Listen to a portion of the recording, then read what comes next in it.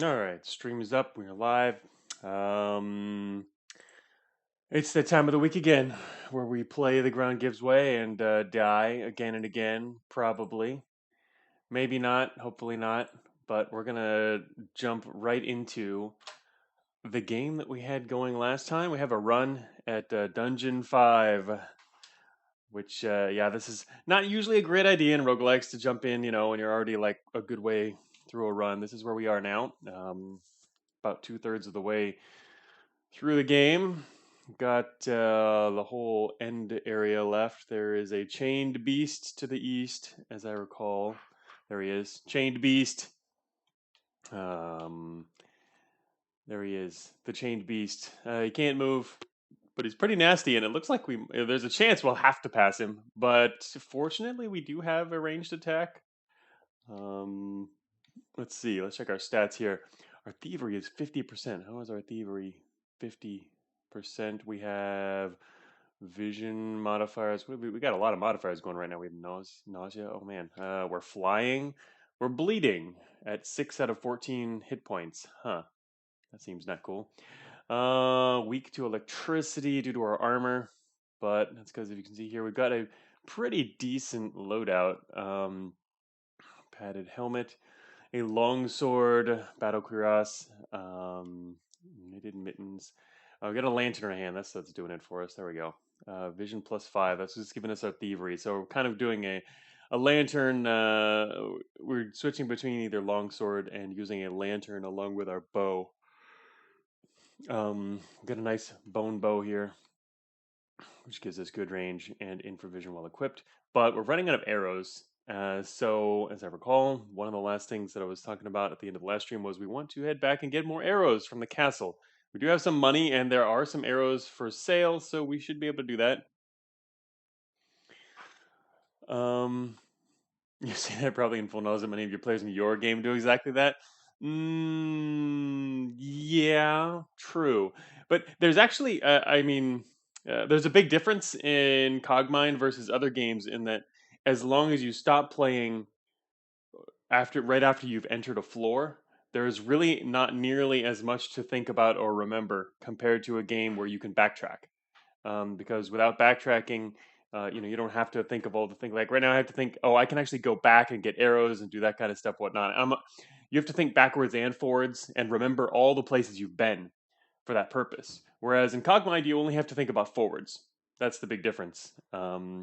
So that's also why when I play Cogmind, I would always stop right after entering a new map because then you're fresh, and the only things that you need to consider are what you see on your screen, basically, for the most part, and maybe any other plans you had. But that's why in Cogmind, you look at your main screen, everything's there, all your parts, your inventory, everything. And the other thing you need to consider then is like maybe what your goals were. But now in beta 11, we have both map notes, which could actually come in handy for that. For people who do have to stop in the middle, and also there's log notes, which I was using very a little bit before. Is that at the end of a run, you can throw in a few log notes saying what you were planning on doing. But yeah,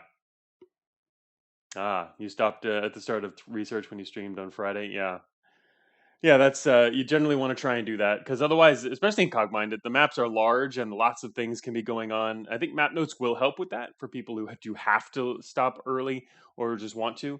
But yeah, overall, it's best to avoid it. So. Yeah. I'll wrap it up tomorrow before X8 drops. Yes, X8's coming very soon. Cogmind, I'm on down to the last few things left on my X8 list. Knocked off more lore stuff yesterday. Lore is now done. I've got some sound effect things to do today, and also a couple of other little features. But yeah, it should be done within very very soon now. I probably won't finish it completely today. I'll finish tomorrow. And I don't know exactly when it'll release. Hopefully tomorrow, right after I finish. But yeah, pretty soon. It's coming. It is coming very soon. So anyway, let's get back to our run here. This is our inventory. We've got lots of bones for curing poison. Silver leaf. We don't. The only way to get rid of our bleeding right now is to do restore, which also gets rid of all of our other effects, which might be problematic. Oh no, wait. Here we also got the rod of curing that can actually stop our bleeding. So we do have a way to solve the bleeding issue before resting, which would be good. Either of these would actually do it. Okay, we've got 7 snowballs carrying around. We've got a map. We have a large shield.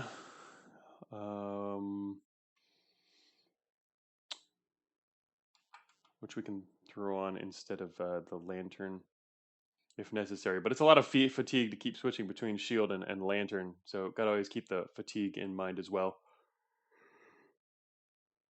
It's all easily accessible lore for sandwich. Yeah, it's not spicy redacted stuff.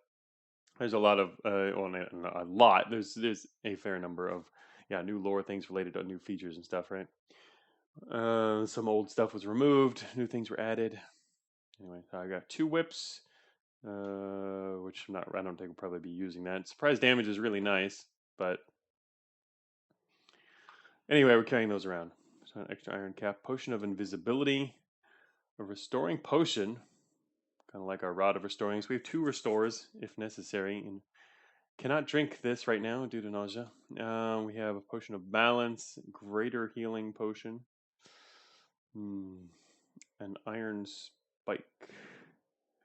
Bought that from the castle because it was really cheap, and I've never actually used them before, but maybe to come in handy one day. I don't know. It could. And we got space in the inventory. Also, there's banana peel, and they're actually used. Snowball trap. Bottle of milk. 5 energy, 1 food. We currently have 3 food. Okay. So, all right, and it's just most of that. So yeah, the goal was, I think, to start out by going back to the castle. I'm really wondering. I remember we left a mummy kind of like halfway between us and the castle, and I hope that isn't a problem. But let's. The other option is we could first explore more of this floor before going back to get those. Let me see. The stairs in view are just regular stairs, so they're not twisty stairs. Got to always consider that, because if they're twisty stairs and you've encountered an enemy, running away is going to become an issue. Oh, that's not there. That's right. We have a very low amount of hit points right now, which is a bit of a problem. All right, I'm going to walk around a little bit here. Okay, we've been heard. Whatever it is coming. It's a skeleton archer. Great. I love skeleton archers because I can't actually use my bow on them. Oh, shoot. This guy could be really, really nasty. In fact, he could like kill us. Great. Yeah. That probably would have been smart to like not walk over there. They're still coming after us though, so that's good. All right, we are gonna leave. Okay, in the corner we have our sleeping troll. It's a good thing that I guess the sleeping troll doesn't actually move, because that would be a big problem. Luckily the alien doesn't wake up the troll. Okay, we're gonna have to leave and go back to the castle, as I was talking about.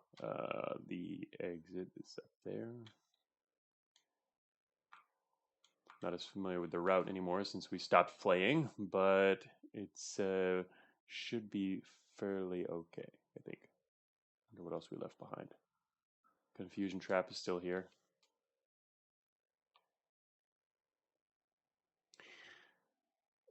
This is the place where there was that mummy, I believe. Seems to be gone though. That's right. And I didn't bother going east because it's like over there, or there's enemies over there. The northeast room didn't have anything. I think earlier we had active temporary effects telling us where there was stuff, and there's no stuff over there. Exit is northwest there. Oh wait, what's the thing to the southeast there?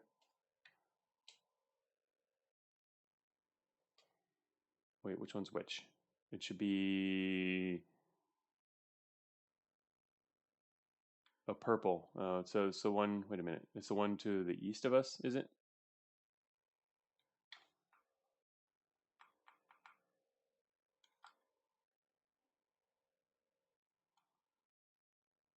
Stairs to underground. No, it's the other way. Okay.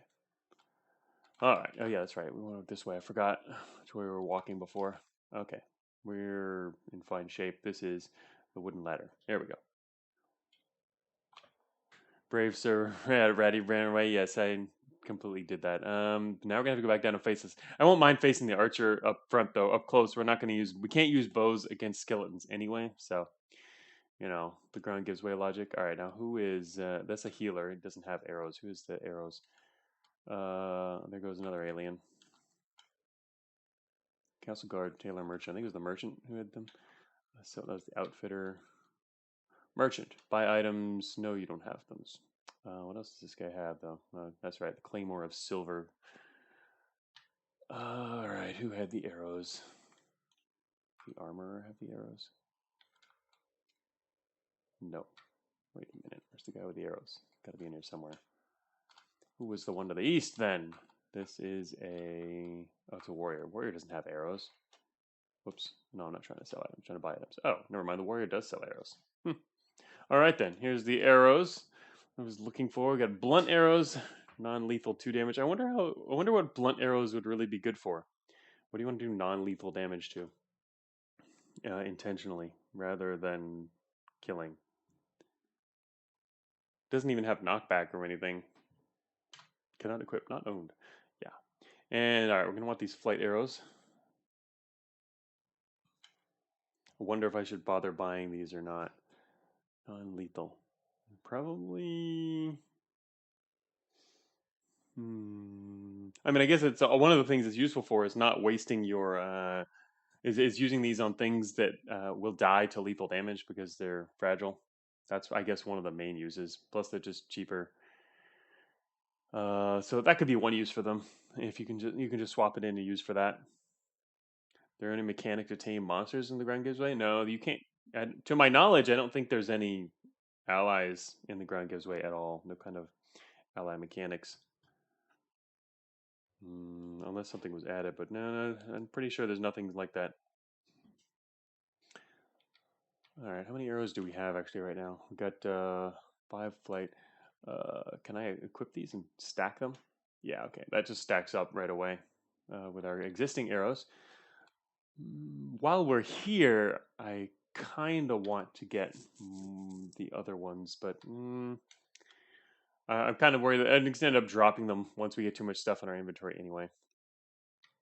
So maybe it's not worth it, but I don't. Okay, never mind. We can use them, so I'm gonna do that. Maybe end up dropping something else instead. We'll buy these. We got the money. We're here, just in case. Probably forget to have them. Won't come in handy anyway, but that's okay. All right, that's all we're gonna do here. We're gonna head back now and fight the skeleton. Oh shoot, I gotta decide what to do about my hit points though. Fighting that skeleton. Actually, wait. At point blank, what was his stats? Shoot, I forgot. I should have checked that more closely. I think they're good at range, but up close, I don't think they're very effective. In which case, 6 hit points should be enough. It's getting kind of risky though, and later on in the Ground Gives Way, if you run around with too low hit points, you could very easily get killed. Which kind of sucks because we do have the ability to raise our hit points again. Let me see. What else do I have that I might not want to lose here? I don't really have a lot of the things I want to lose. I want to get rid of bleeding. I'm just thinking of even just outright resting here. Poison. Oh, wait a minute. Is our weapon coated? Oh. Yeah, our weapon's coated with poison, which was kind of nice. So, yeah, resting will also get rid of that. Forgot about that. We have a coat on our weapon here.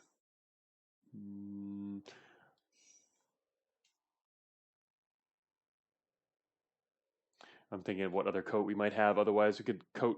I'd say coat with balance, but coating with a potion of balance seems kind of pointless because even if you slow down a fast enemy, you're probably not going to be running from them anyway. Coat of love? No. Oh, a coat of love, right? To make friends, maybe. Coat invisibility. What if you're coated with a greater healing potion? That seems interesting.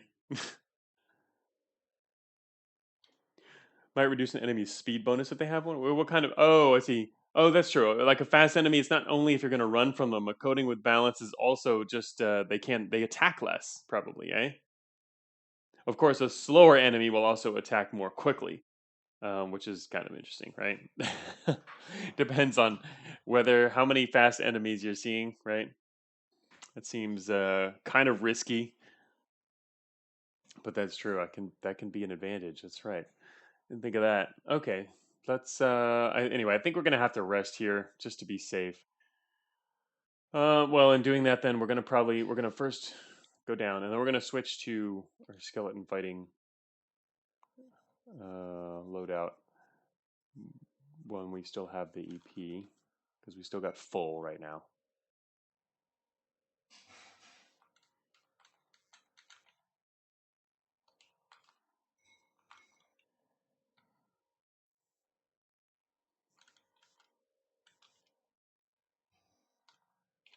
Oops, wrong button. Okay, that's where we have to go over by the troll. Oh, wait a minute. If I rest, what happens to the troll?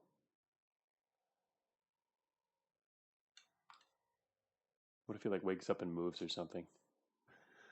That'd be exciting. We're just gonna run down anyway. Of course, we'll have to come back, but all right, let's do our thing here then. Wait, twisty stairs up. Are these stairs in the next room twisty stairs? No, okay. They are regular stairs. Making sure. I was looking at the other. I was looking at the this menu. That was the way out of here back up. Okay. All right, we're gonna have to rest.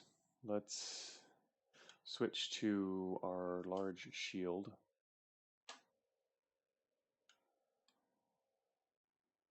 And now we're ready. Kind of unfortunate to waste so much EP, but I don't know what else I can actually use it for here. There is a valve on this floor, but I don't. Last time I did a valve, it killed me. Now also we have 7 hit points. We're halfway to full. Resting seems, especially if. But the fact that we have nausea right now means we can't use the potion. I think this is going to be kind of wasteful. Part of the problem is I don't remember what the skeleton can do, because honestly, right now, actually, skeleton's immune to poison. Can do 2 damage per hit. We have open melee. It should be easy to kill the skeleton pretty quickly, actually. But oh, we have to get rid of the bleeding too first before I can actually rest. Because oh no, wait, no, I don't. Bleeding means we can't heal, but it'll get rid of that. That's not the problem. That's diseased. What else do we have here? Nausea and bleeding. Okay, so we should be able to rest just fine.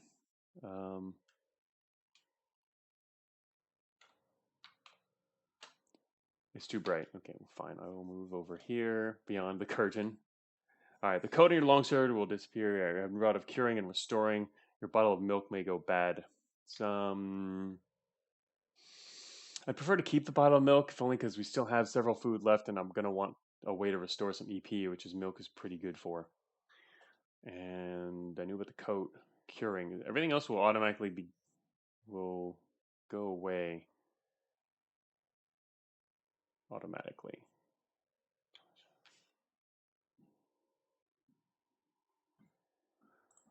Let me check the manual really quick.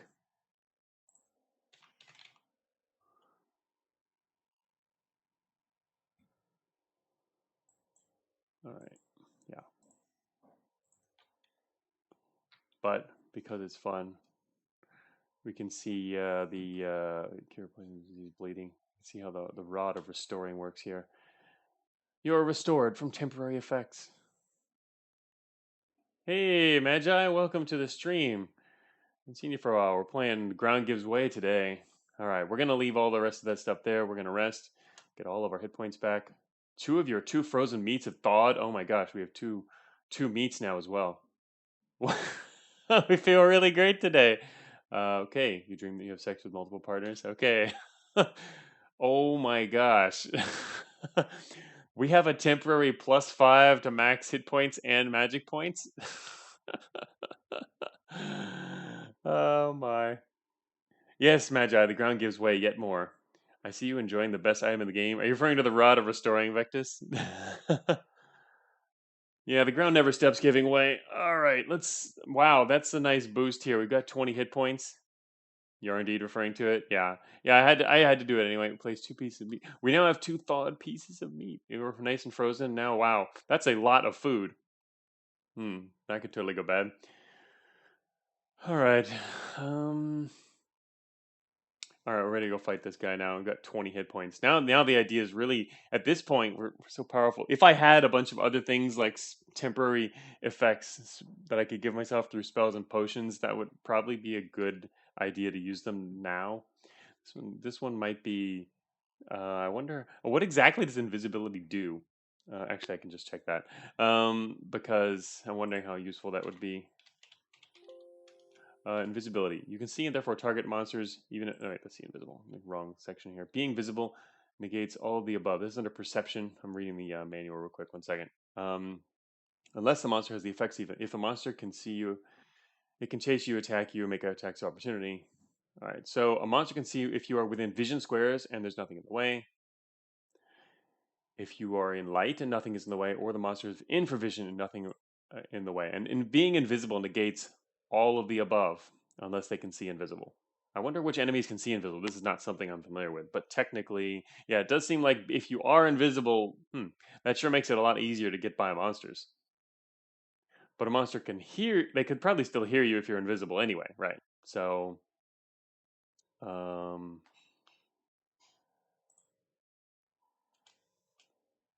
imagine that invisibility makes you invisible. Yeah, in terms of the ground gives way mechanics, though, I'm wondering really how effective this is. I'm not familiar with it, so I'm just considering because right now we have 20 hit points. We're now at a we have a temporary powerful boost, and so we kind of want to take advantage of that as best as possible. Unfortunately, I don't have a lot of temporary buffs. All I have is this potion,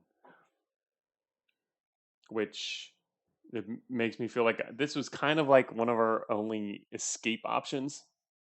Restless run, are we right, kids? Yeah, that's exactly what I was thinking about. At this point, it makes sense to start trying to avoid rest and buff up. I like to do that at the end of the game once you've got buffs, but I don't have a lot of buffs. I wanted to take advantage of this extra hit points, but honestly, it's only a 33% boost, which I guess is a decent boost. But also, there's that skeleton which is right downstairs. Also, there's a warrior to the east of us now. What the heck? Great. A warrior showed up. He's asleep right now, but at least he's not closer, I guess. That's kind of annoying. Wait, what does he do? You could run from him on the way out anyway, but that's why I get the arrows first. Yeah, I like the temporary bonus type runs, but all right, that troll is still over there. I wonder what that warrior was doing. He came from somewhere else. Down the stairs, and time to attack this skeleton.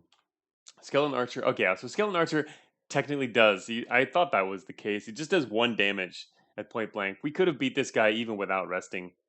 But again, it was going to be dangerous to keep going beyond that anyway, so it makes sense. Just going to charge this guy and cut him down. Hello, Skeleton Archer. Being invisible would actually, wait a minute. Would it help to be invisible here? I mean, I'm just wondering because we can go back upstairs, go invisible, and then come back downstairs again. Would hear us. Yeah, like this guy doesn't see invisible. Should probably start paying attention to some things like that. Skeleton Archer fails to use short sword.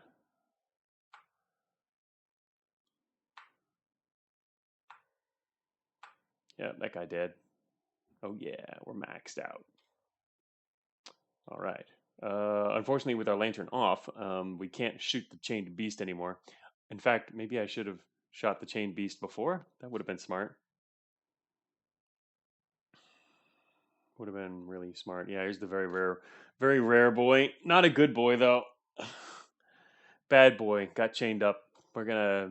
Yeah, that's kind of unfortunate. All right, I guess we're gonna explore this way anyway then. And we saw the skeleton up here. Yes, bad boy. Hey, youngster. The ground actually did not give way because we're still playing the same run from last time. Oh, that's right. We don't have the lantern on. Oh, stairs to the lab. Oh, we found the stairs. We don't even have to go by the chain beast if we don't want to. We're still continuing the run from last time, at least. I didn't open that door. Who opened that door? Uh-oh. Wait, who opened the door? Did I open the door accidentally? Bottle. Whenever I see bottles, I'm always like, is that an enemy? And I have to wait to see whether it blinks or not. A jewelry box. A mage ring. Oh, you are overburdened. Yeah, that's not surprising. Mage ring +3. It's kind of funny. We got this temporary bonus. So it gives us up to 0 MP, but we still can't use MP at all. Not that we need it anyway. I don't think our mage ring is going to even come in handy. Didn't even need to pick that up. We still have an unidentified potion now. Maybe I should identify this. Um, I'm going to identify the potion. A stiffening potion. Immediately stiffens the limb of a living person or animal. It is a poison that affects living creatures if coated on a weapon. I think this the it down here should be capitalized, probably. Just noticing a little thing for BTS there. Like stiffening, stiffen. Does this move? Stiff. Wait, it's not. Oh, wait. Is this? This isn't in the manual. Hmm. The word stiff is not in the manual, so that does not actually tell us what that does. What is stiffening? I think this came up maybe many runs ago, or it was mentioned at some point. But stiffening is discount paralysis. I don't know. I'm not sure what it does. It's not in the manual either. The bottle opened the door. Is that what it was? Yep. Was wondering about that exclamation mark. No, it does get me every time though. Every time one of those shows up, I have to stop for a second. Hmm. A poison that affects living creatures. I mean, I'll coat with it. Sure, whatever. I dropped the cap anyway. We're gonna have inventory space, but oh, never mind. You know what? All I have to do is look in the northeast. Sorry, the top right corner. Effects. Temp slow. Okay, so this slows enemies. That's actually pretty cool. Let's coat our weapon with this. Really coat your weapon with the stiffening potion? Yes. All right. Sorry, I checked the manual. That was not a. I was thinking of when you go. The manual is for checking status effects, but you don't need that. Obviously, if it's a potion, you can see on the right side what kind of temp effects it does. So now we have here temp slow, which comes from stiffening potion. We can now slow enemies with our longsword. It's a makeshift longsword of slowing. Yeah. Right. Yeah. So anyway, we figured that out eventually, Vectis, by looking in the proper place.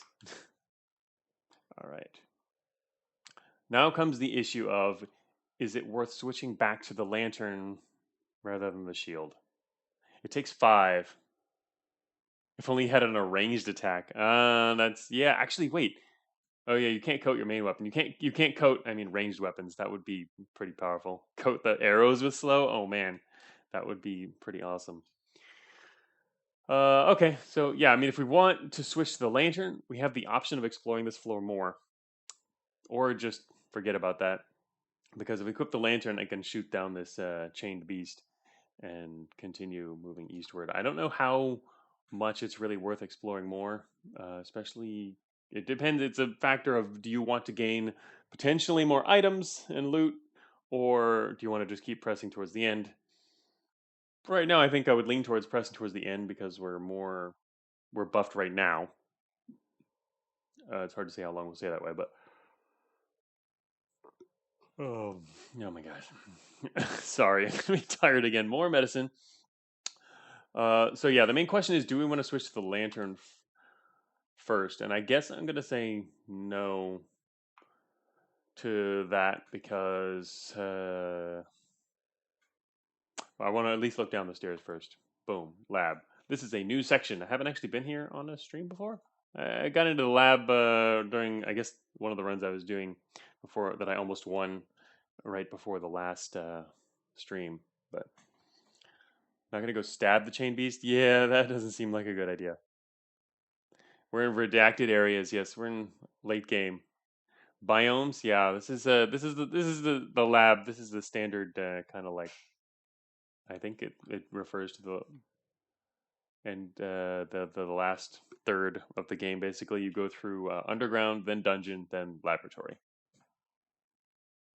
Vector says, BTS, I'm begging you on my hands and knees to add branches. Yeah, that's what I actually thought lab was at first. Having not played, but read a bunch of what people are talking about, and I only knew about, like, the original game was just underground. There was no really difference. But other people in the Ground Gives Way chat were always talking about like lab or something. I thought lab was a branch. It doesn't seem to be a branch. It's actually just the latter third of the game. It's got these spooky glowing walls to throw you off, but yeah, the branches would be would be pretty interesting. I don't think they're necessarily suitable for a game like Ground Gives Way. I think it's probably scoped properly as is, but all right. Let us explore. All right, our current noise is 8. It's actually not that bad. Oh, okay. Can they open a door? No. Whatever that is, it can't open a door. It's probably an elemental. There's a lot of elementals, I think, in the late game. That's always a big thing to be worried about, and they can't open doors. Okay, let us check this. Whoa, that's a long corridor. Anyone?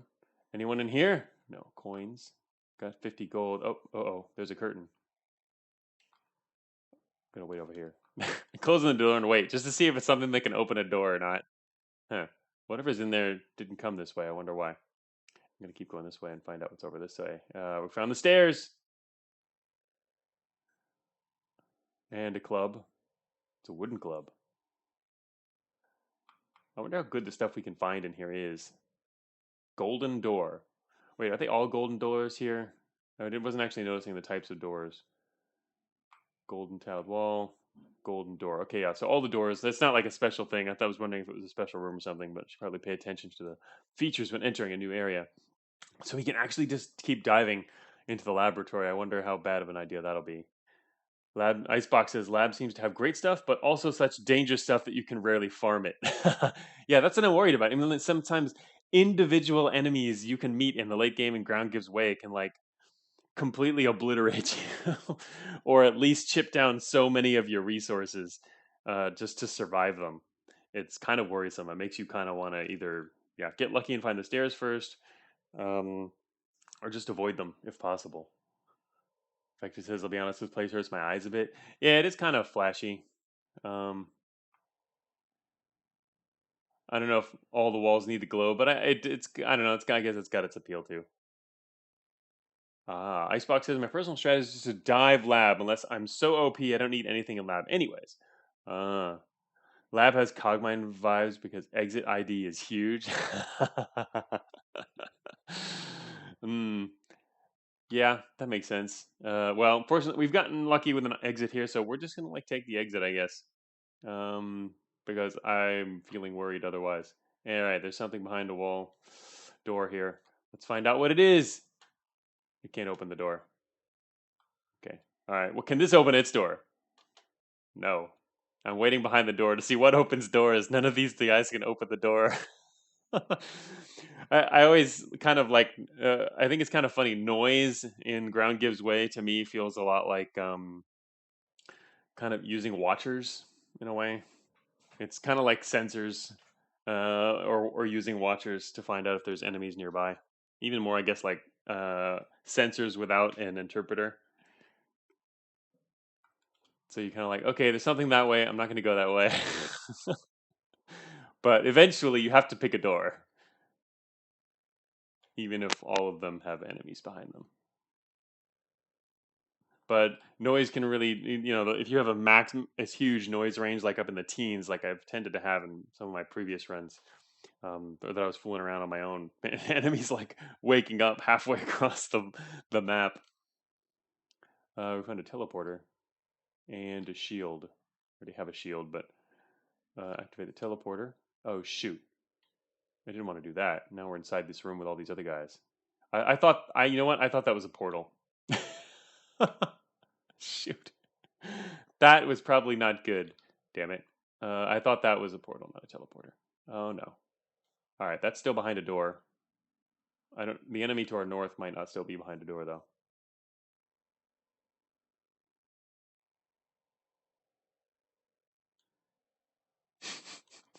We're now stuck on the other side of the door from the exit. I I was thinking it was a portal, not a teleporter. Those are two different things. They look similar, but they are not the same thing. I wanted to activate a portal for later use. That's not good. That's just me not being familiar with enough. Oh my god, we teleported over to the stairs. Oh, he literally teleported across to the stairs. Oh, really? Icebox says I hit one of those on my first trip to lab. Instant death for me. Oh man.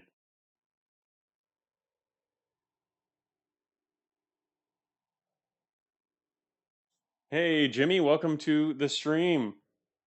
Infinity.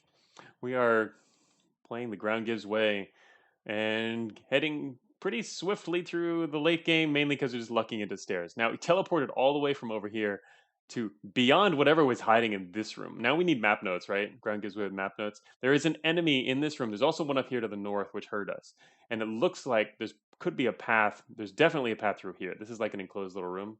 There's definitely going to be a path right through there, which gets to the stairs. But this over here, we don't know if it leads around. There is an exit at least to the north. We might prefer next time. Well, it probably makes more sense to just fight this because we have to fight one of these two later. I guess it would fight the lower one would be better.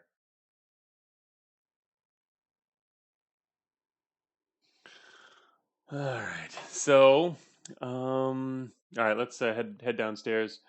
We're gonna go straight down and see if we don't die here. We have a coded. Our longsword is coded with slow. Maybe that'll be helpful. All right. Nothing hears us. I'm gonna ignore the door for now, I guess. All right. No, I'm gonna actually not ignore the door now because I might be able to use the door for defensive purposes. Um, Hey, and welcome everyone. That didn't say there was a raid going on or anything. Where did everyone come from? I didn't see that in the chat. Infinity Simplex. Um, all right, this is just an empty room. That's unfortunate. We're going to continue on to what's this helmet? A leather cap. All right, that's not going to be helpful. Right now we've got our padded helmet on, which is pretty nice. Who's here? Identify yourself. What is this? Yes, is this a secret raid? The mighty power of I open the door, something roars at you, I close the door. Exactly. That's why I chose instead to go back up here, is because there was a door that also is really cool and the ground gives way. If there's a wall next to you like this at a right angle, it's really cool because you can close the door immediately without having to move aside to close the door. Because, the ground gives way has these interesting, unusual, but I think interesting door interaction mechanics. But yeah, this is actually a good position to come back up here, check what's in the room, and then close the door if necessary. Or we can use this door defensively too if we have to run from something from the south. But I don't know how useful that's really going to be. Ah, I see. Hey, blind. That's where it came from. Didn't...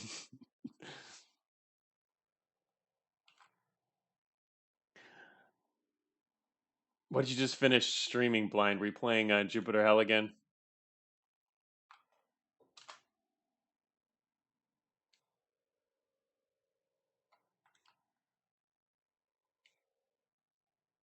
I had a good bit of fun with that. Oh shoot, there's an enemy, and won my first run, and didn't feel super compelled to have to continue streaming it after doing that across two streams. And then started the ground gives way, which of course means dying again and again and again and streaming it for all eternity. That is us hearing an enemy, Magi. Yeah, that's why it looks like a potion, which is why if it happens in the open, sometimes I'm kind of wondering if that's an enemy or not. But yeah, potions are enemies. It's blinking, so it is an enemy. Let us see here. It's gonna make it here, so I guess we're gonna. All right, wait, it's stuck. Oh shoot, a mutant. What is that? I've never seen this. A mutant. 15 out of 15 hit points. That's the thing about late game ground gives way enemies. They have so many hit points. Terrifying appearance. Ooh, okay. So this thing actually reduces our ability to fight. Melee -10, block -10, contextual radius 2. Oh shoot! It uses its twisted arm. It only does 1 damage. Okay, that's not too bad, but it also causes nausea and a corrupting touch. Oh shoot, that's a separate attack. What is a mutation? Uh-oh, I've never been mutated before. What happens in the ground gives way when you mutate? Are there like good and bad mutations? And I've never had that happen before. This is not something I don't think was in the early game back when I was playing. Uh-oh. Oh, Vectus says they're all awful. Oh no. um and by that I mean they're good. I don't know. I don't know whether to trust you, Vectus. Are there any advantages? I mean, I know I've seen some with disadvantages that people were talking about in the Grand Gives Way channel, but not really much. I don't know if there's anything good that can come out of it. Sometimes there's drawbacks, right? There's drawbacks, but there's also some benefits at least. Or if there's just all bad, that's pretty nasty. This guy is he can do that fairly frequently. Let me think here. He's also got permanent slow. All right, so a mutant is slow. All right. Wait, can he open doors? It's always the big question when you see an enemy.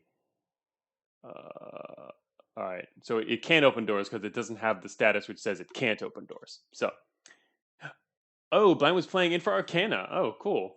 Trying something different there. I didn't. Yeah, I was thinking about streaming that at some point too. I hadn't played that in years. Mutations are great viewing experiences, though. We can all agree with that. I'm trying to win. I don't want to die yet again. Or look how close we are. We're still not as close as my for this run last week, but at least it's far enough away that it can't see you, just hear you. Ah, good point. Right. So only hears you, and I can see it by infravision because we have this our bone bow attached. And you're right. This thing actually, what does it have here? It's though vision is only 3 on this thing, so mutants actually have trouble seeing you. The problem is, hmm, the problem is there's no way around this guy. So I think probably the most effective things to do here is might be to back up and equip our bow and try to just whittle him down from range as effectively as possible. Is he going to move? We can still see him. Oh, he's just sitting there. Yeah. So one option would be again to equip our bow. Again, this takes our EP. We have 8 EP remaining right now, which well, and we also have a bottle of milk. We can restore some EP, so that's cool. That's the power of infravision in the dark, right? Just don't get seen. Yeah, actually, could I use a potion of invisibility to slip by this guy? Obviously, that becomes a problem if later on we lose our invisibility. But he can't see invisible, so can't we just like drink a potion and get right by them? That might work too, huh? I have 0 experience with the potions of invisibility, so I can't say one way or another. It seems kind of dangerous. But if we have both invisibility and infravision, that seems pretty useful. They can hear us. So I wonder what that effect. What happens when an enemy can hear you but not see you? Does that mean they're just going to approach you? Yeah, it doesn't see invisible. We know that much. So, but the problem is it can still hear us. We are making noise. Our noise value here is 8, which is referring to anything within a tile of 8 tiles can actually hear us. So does that mean it'll approach us? Actually, it's kind of funny. If it's slow and it'll hear us and approach us, I wonder if we could like get its attention, get back over here, and drag it down to somewhere in here, and then keep running if we're invisible. Because it's my lack of experience with invisibility is going to be a problem here. Let me look at the.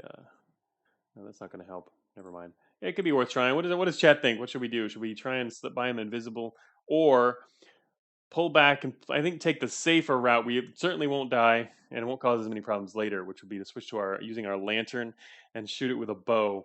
The bow will not kill it though. It's got too many hit points. I think, yeah, it's got too many hit points. What it'll likely do with the bow will bring it down to about maybe half its hit points, and then we'd have to finish it off with the sword up close. So there's 2 tactical options here. If chat doesn't have a preference, I'll have to decide on my own. All right. It's naturally slow. You can have an advantage if it's low when it gets to you. Yeah. That's true. Oh, also, actually, that's another question. I just realized we have a longsword. Oh, it probably doesn't affect it. Yeah, we have a code. Our longsword is coded here with the slow effect from the potion, and I don't think that'll have any effect though because it already has temp slow. It won't make it like very slow, even though that status also exists. It's probably safer to just go ahead and do the lantern attack. The main problem with that being is it'll just drop our EP. We'll spend a total of 5 switching back and forth. And we might also get a mutation from that. So maybe we'll try that instead just to see what happens. All right, so for this we're going to have to switch to our lantern, and we're using flight arrows to just shoot the thing. Actually, can we shoot it? That's another question. Well, actually, what's the range of our bow? It's taking a while. Sorry, thinking about through this. Range 7 on our bow. So technically, our noise is 8, and we should be able to attract it because we can't shoot it with it. If we can see it with night vision, we can probably still shoot it. Yeah, we can see it. So I guess it counts as having LOS. I was thinking because it's night vision, is that going to make a difference? But all right. So the only way we can use our bow is with the lantern, which is why we have to actually equip this thing. Let's go equip lantern. Now we can see further naturally. And current distance to this guy is 12. We're now going to move forward. And oh, he's starting to move. Oh, also we are going to need to. Right, he moved. We moved one space. We're going to need to be in the open when we fight it with the long sword too. Got to remember that.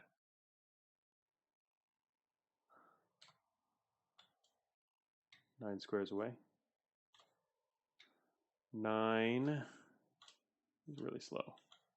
I'm gonna stay at 9. I'm gonna come to the doorway here. Yeah, there is a mechanic for cramped spaces, Magi.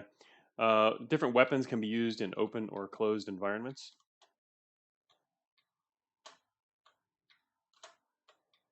All right, we can now shoot him.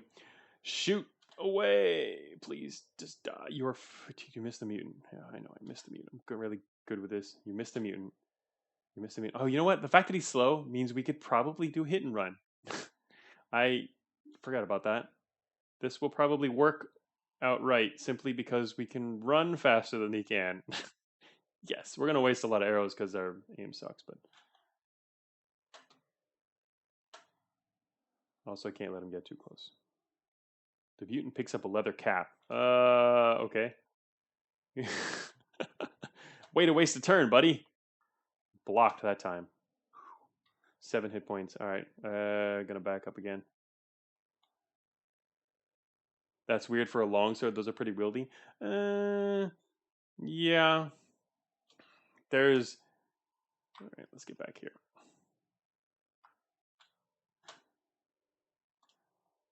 I guess it's also. Oh, he's actually like running away now, or what?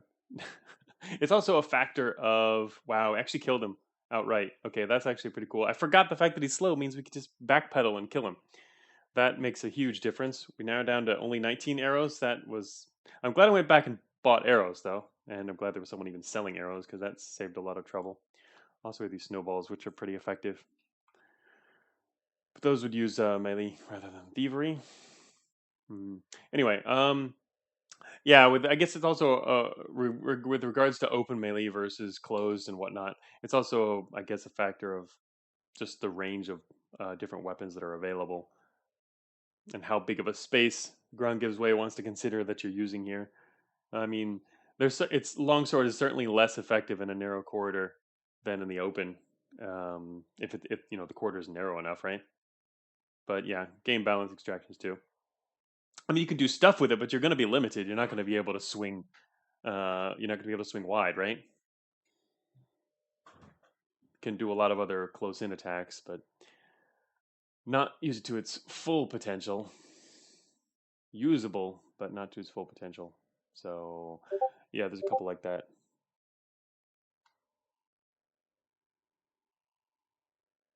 Oh, whoops! 1 second. I forgot something. Forgot to shut off. Forgot to do streamer mode over there. Whoops. Sorry. Discord notifications. Knew I forgot something. Okay. Back to here. Where are we at? Now everyone thinks they got a notification to Discord, right? All right, so that worked out pretty well. We're gonna stick as usual. We are going to yes, Vectus with the link there. That's our Discord server. That's like the only Discord server I hang out on, but it's a good one. That's where you'll find all the Ground Gives Way players and the Cogmine players and those of many other roguelikes. Pretty decently sized server with a good crowd. All right, this is a teleporter. That is not a portal. So I am not going to touch the teleporter. I guess this would be a good emergency measure, right? It's kind of like a free teleporter. Maybe that's what these are doing in lab too, because you don't really see them a whole lot before now, it seems, but it's already the second one. Basically, enemy's too powerful, teleport away, right? I hope you get lucky rather than terribly unlucky. Sick burn on Dylan White's Rift Wizard server. Hey, honestly, I wish we had a Rift Wizard channel on our server. If we did, I'd play it more.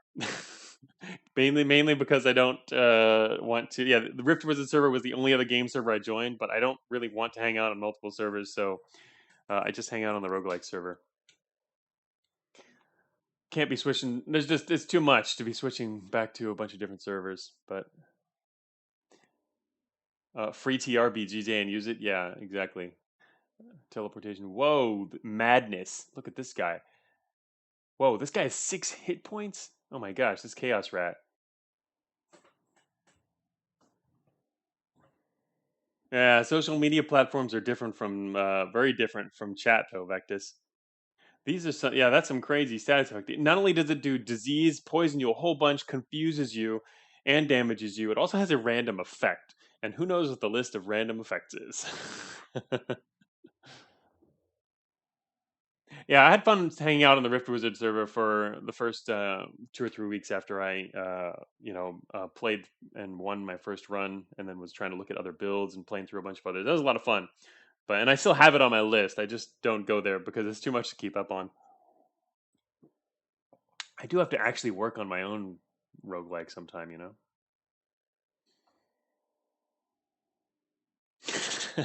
Good point, Chris Sandwich. Okay, so yeah, this guy, you don't want him to touch you, apparently. Can't use doors. So technically, I could go right outside this door to our north and just leave this guy. Now, right now, we have a 50% chance to hit him with arrows, and we have arrows, and he's a decent distance away. So, if he's blocking the exit, it would be a bad idea to retreat. And now, if he's not blocking uh, the exit, it would be a great idea to retreat. We don't have exit info, which honestly would kind of sucks. We could have exit info. Like there's a map right there.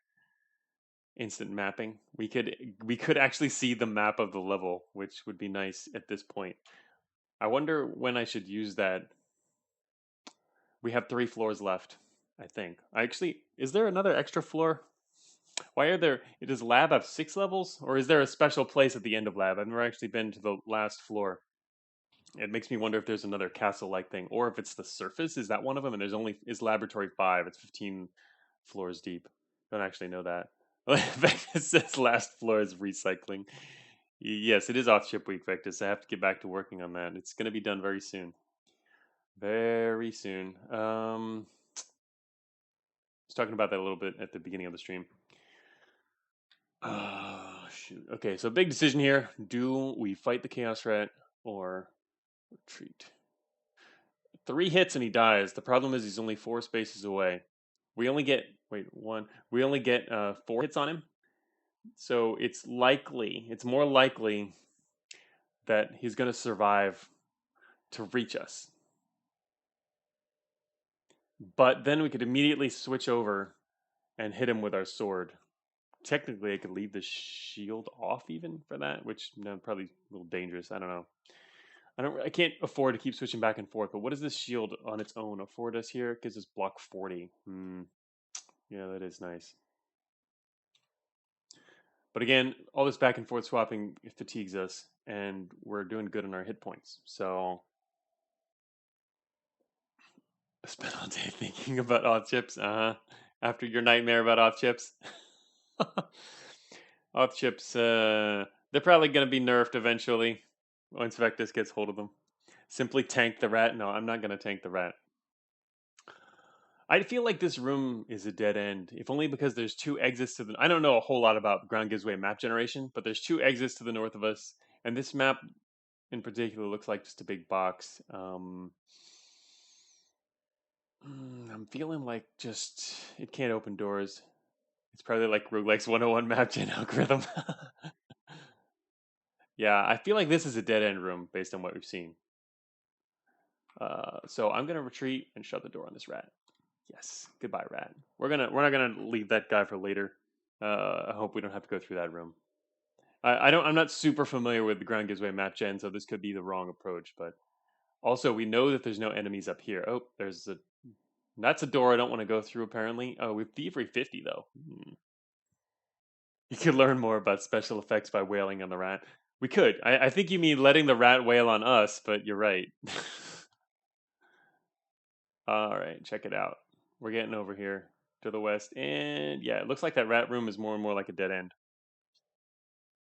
No, there's no XP in Granga's Way, Magi. It's nice like that. There's no XP, and there's also no typical food clock at all, which is overall it's pretty interesting. The game's design. It looks like that rat is in a dead end room. There's a plant over here. What do we do with a? Can you do something with a plant? No. Okay. I wonder if we could interact with the plant. No. Oh no, the rat's guarding the exit. Damn it! Foiled again. So close. Same ASCII as statues. Yeah, the plants are. Wait. Wait a minute. Is that a thing, Vectus? Are there like now plant statues or organic statues? Man, I could have killed the rat. Now I have to go face the rat. Shoot. Are you just speculating? Uh huh. Is that so? Wait, don't trees have that as well though, or something like that? I don't quite remember. I think plants and trees look like that. Yeah, I'm pretty sure trees also use the same ASCII, the ampersand there. Oh no. Yeah, Grand Gizway does exactly as Icebox says. The Grand Gizway does an amazing job of not having a food clock per se, but still keeping you moving. I love the Grand Gizway food clock. I talked about that when we first started playing several weeks ago. It's a really good design, very unique and very interesting play. All right, that rat. Oh, actually, there's another door to our north. Also, the rat might be away from its door now. I don't know. It's not exclamating anymore. Um, didn't always have that. Thank aliens. That's true. Yeah, aliens. The lack of aliens earlier did technically mean there could be some tedium optimal play, which doesn't keep you moving. Um, but yeah, that's true. Okay, so we could risk going through this trap to the north instead of facing off against the rat. We have 50% thievery. Our lantern helps us disarm this trap, so let's try and disarm the trap. Really try to disarm the trap? Boom. A slow trap is triggered. We're now slow. Okay, that being slow is not cool. Shoot. Oh, God. Oh, wait. Check it out. I have a potion of balance. It's like the perfect thing. I've been carrying this forever. I can actually drink this and help. Good thing you coated your sword with balance. Funny. No, we coated our sword with the stiffness potion. I currently have potion of balance. We're not gonna. Don't make me coat now. That would be ridiculous. We can coat our longsword and stab ourselves, right? It's kind of funny. It would be pretty hilarious if you could do that. Stab yourself, but that would imagine coating a weapon with greater healing and then pulling it out all the time to stab yourself. All right. So I'm going to drink a potion of balance immediately and get rid of slow. That's like, wow. I can't believe I actually had that and that came in handy. I do not want to be slow when walking around. Damn, it's a dead end.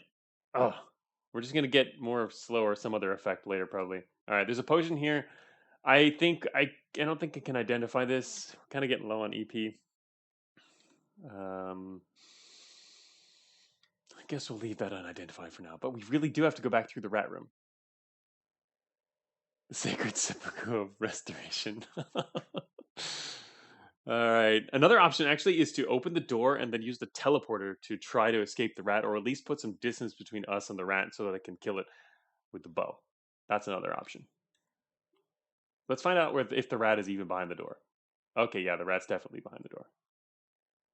I like the teleport option. That seems like a good idea. Just watch the teleporters right next to the rat.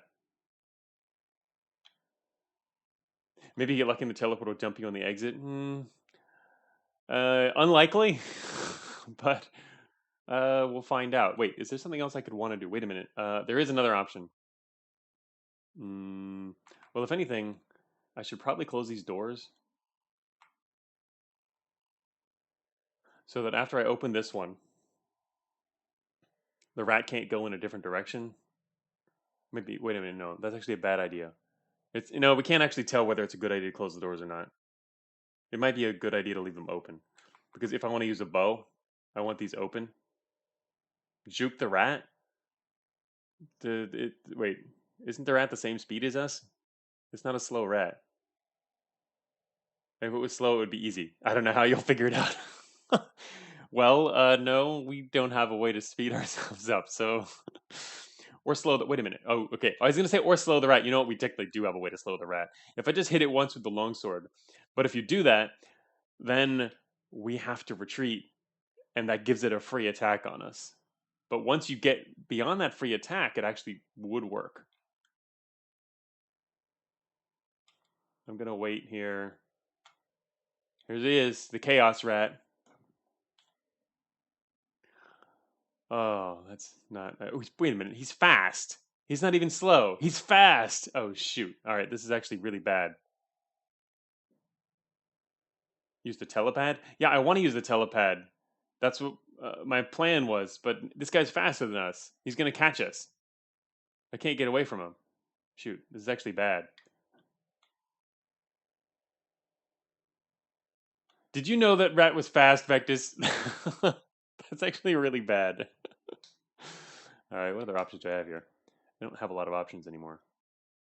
You did not know that? Yeah, I think all rats are fast, aren't they? I'm not too familiar with the enemies yet, but yeah, it seems I think all rats are fast. All right, what else can I do to this guy? Nothing really. Oh, I could have placed a snowball trap. That would have been helpful, if anything. Yeah, can't really do anything else. Shoot. All right.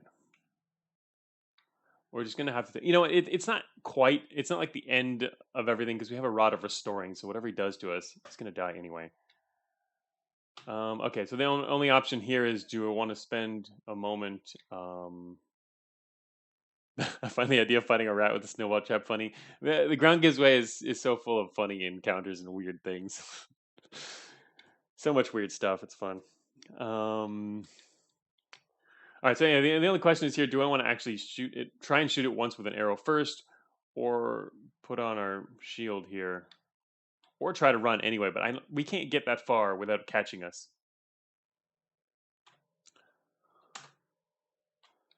Chaos Rat is damaged.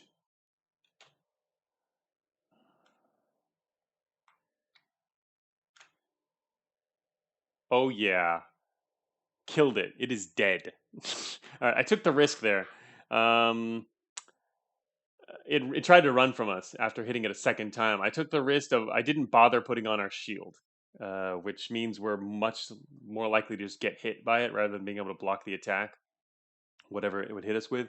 But managed to hit it a second time, which scared it, and it tried to run away, and it died. That's perfect. That couldn't have gone better.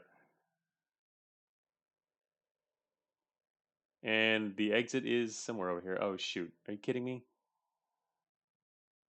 It's another mutant. Gonna totally not have enough arrows. I did at least buy also the blunt arrows. Wait a minute.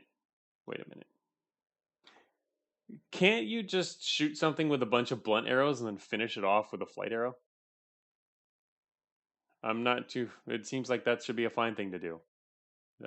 That's like a good way to get more use out of our flight arrows if we don't need to save the non-lethal damage for something specific, right? Yeah. No, I don't. Yeah, I didn't really overestimate the significance of the rat vectus. I was mainly just worried that it would start some kind of downward snowball or screw things up. But yeah, we did have a rod of restoring, which means it wasn't going to be a huge issue. I'm trying to stay at our maximum potential for the last bit of the run. Victor says BTS, please add EP cost to arrow swap. Yeah, I am kind of surprised the arrow swapping your ammo doesn't have an EP cost associated with it.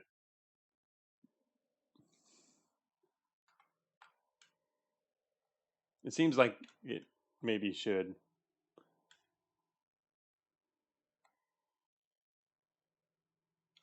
All right, so wait. Oh, he's waking up. He can't see us yet. He's at the edge of our view and he's slow. Missile range 7. He's at 9. All right, so yeah, we should be able to switch here to our blunt. And I'm just going to kill this guy.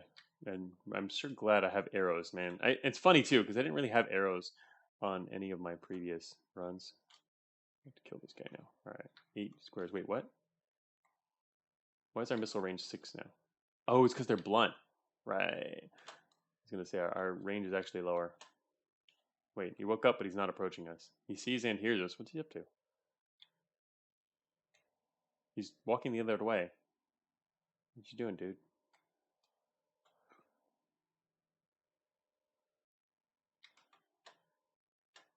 Okay, now he's finally approaching. Here we go. Gonna hit him with blunt arrows. Really prefer. Wait, what? Oh! I just realized this guy's neutral. Huh. I just realized I am so not familiar with these new ground gives way mechanics. The fact that there's neutral enemies. Well, I mean, it's an I call it a neutral enemy because he's neutral with us now, but if you sleep, he'll become hostile. You do a little too much to murder contemplation for a reasonable person. I completely forgot that this guy was even neutral.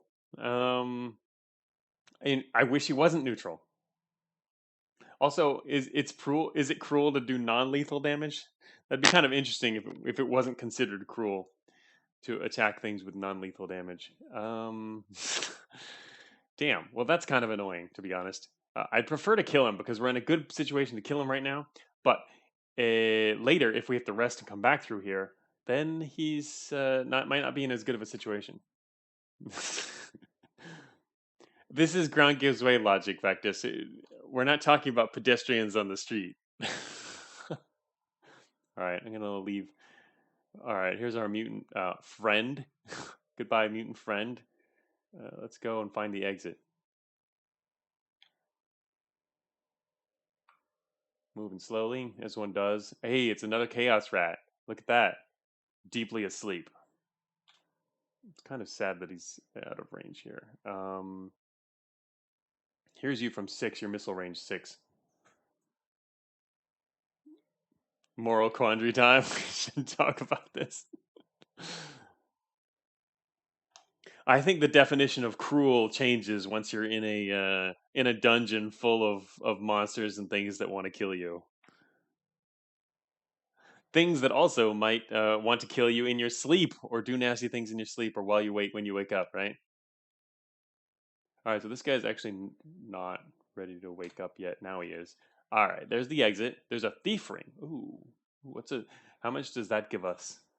Wait a minute. I don't have any rings at all. Our ring slots, both of them are completely empty. That's kind of rare. Also, my feet are, I don't have nothing on my feet. I'm actually really low on items, which means we're really underpowered compared to what we could be. That's for sure. Breaking ringless conduct is that there is no ringless conduct. We got 2 empty ring slots. Wow. Wait a minute, didn't it? Oh, that's right. I have to. It takes fatigue anyway. I was gonna say we got a mage ring earlier. Thief ring I can get behind with our arrows here. So if I walk over here and pick this up, this guy is currently at a range of 7. If I take one more step, he's gonna wake up. There's a conduct for everything. Is there conducts built into the ground gives way though? I believe not. All right, there's current regular stairs down. Chaos rat. All right, we're gonna take this guy out. We're gonna walk left once. We are going to grab this ring. This might have been a bad idea. Fatigue 2 +1. I mainly grabbed the ring because I wanted to know what it would do for us. Yes, Chaos Rat is now running for its life. I'm gonna switch over to flight arrows and just kill it. Missed. Come on, die. Got a rat tail. All right, I didn't have time to put on the ring, but this only gives us a +1, unfortunately. For fatigue of 2, we're running low on weight. I still only have 1 way to increase our energy, which is kind of a problem. Rat tail. Rat tail gives us resistance to acid or whatever. It's a consumable. Well, the rat now sleeps forever. That's right.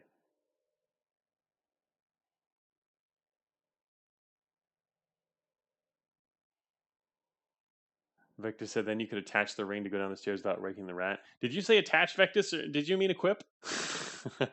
But without you could Oh, I see what you were saying there. Vex is also saying we could remove a noise generating item that would avoid waking the rat.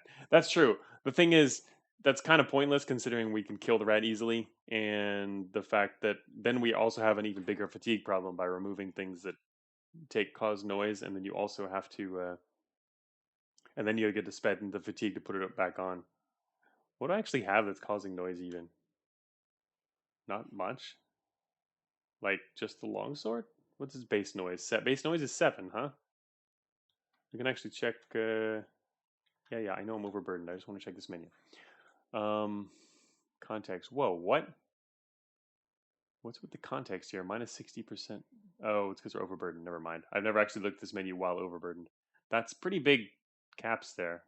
Anyway, yeah. So equipment, our no, base noise is 7, and only our longsword is giving us an extra 1. What does upgrading a rat tail actually do? Oh, yeah. There's all kinds of weird upgrades you can do in Ground Gives Way. It just lets you know that something is possible to upgrade it through, the proper NPC generally. All right, so now I do actually have to drop something. Why was I carrying around this iron cap? Rather than a padded helmet. Padded helmet, we got armor 10, resist cold 25. Iron cap.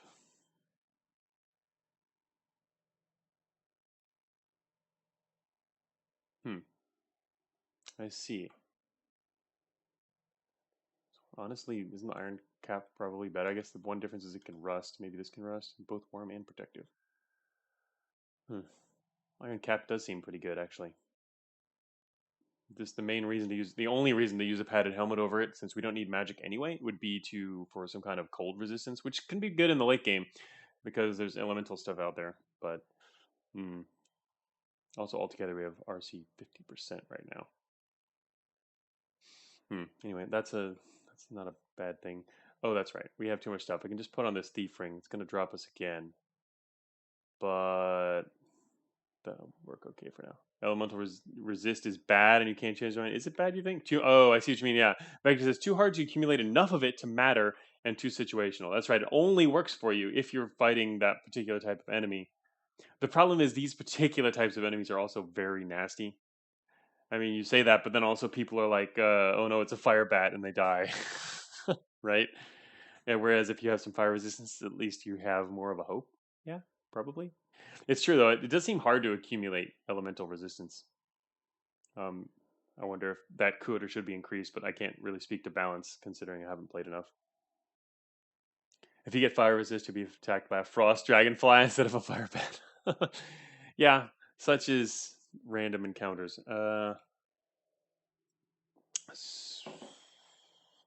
Let's see. It costs 2 fatigue. Oh, it also does lower our noise. Hmm. Hmm. Hmm. Guess we could throw on a thief ring. It'll solve our inventory problems. We're now down to EP3.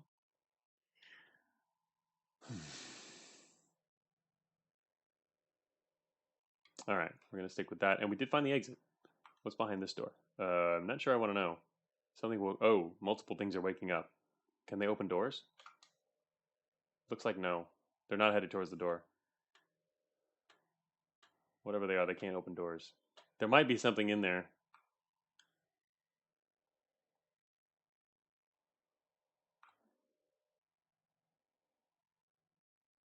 Okay, yeah. They can't open doors. Nothing. They're probably researchers. Yeah, it's a laboratory after all, right? Okay, so we're currently in lantern bow mode. We're gonna go downstairs, I guess. So it's a question of what I want to go downstairs with. We do have enough EP to equip our shield in an emergency. The problem with low EP is also that once you get too low, enemies that deal lots of EP damage start to deal damage to your health, which can be problematic, like fighting water elementals. They're great if you've got EP, but we don't have a lot left. Downstairs now. But the lantern, I can see everything. We're now in laboratory 4. Managed to skip after managing to skip a couple floors. Yeah. Not a joke, kids. It's a little enemy. They flee when your HP exceeds theirs. Oh, researchers, really? Ha. Otherwise, they'd be chasing you. Oh, do they know your HP? Even, of course, they're in another room. Is that true? There is an enemy called a researcher, and they flee if your hit points exceed theirs. That's kind of interesting. I like that idea. Are you kidding me? It's another chaos rat. Right behind the door. Uh, I can actually close the door. I don't actually. This won't work, will it? You can always. It's always going to stay within 2 spaces of the door. The game really wants you to get a mutations as vectors. Yes, it appears that way. It seems like they want us to be mutated here. I don't think I can take advantage of this door, unfortunately. Enemies behind doors who hear you always seem to stay within 2 spaces of the door. Oh shoot, that's right. He's fast too. All right, that actually turned out worse. All right, we're gonna get mutated. Damn, I got shocked by electricity. Oh, we're not resistant. We also gain confusion, poison, and disease. Are you kidding me? Holy crap. Okay, crap. That's not good. All right, we're losing some hit points here. We now have disease, poison, and confusion. All right, we can get rid of. All right, that wasn't too bad. It could have been worse. It also could have been much better if I hadn't closed the door. Closing the door actually ruined that encounter. I could have hit it, at least hit it once with an arrow. Also, wait a minute. Why do we have less thievery right now? Confused. Oh, interesting. Confused drops you down 2 on thievery. Interesting. Also not good. Also, sadness. All right, we have disease and 2 poison and confusion. We might just go straight for the rod, huh? Actually, never mind. No, we're going to use the potion first just to get rid of it from our inventory, I believe. Actually, wait a minute. What if you coat your weapon with a potion of restoring? Huh. I guess that doesn't have too much of an effect because enemies don't usually have great temporary effects. There are some enemies with temporary effects, it seems, but it's mainly permanent stuff that they've got. Can't rod while confused. Oh, right. Well, that's okay. We have the restoring potion, right? But you're right. Yeah, we can't get rid of confusion with restore. With restore, cannot use. It's a good thing then that we have the potion, huh? You're right. I forgot. Being confused prevents you from using rods. Damn. I guess we're gonna have to use this up. All right. Oh wait, that got rid of our coat too, didn't it? Oh no, never mind. It doesn't. Our coat. It's only effects on you, not your actual stuff. So that's good. That's too bad. All right.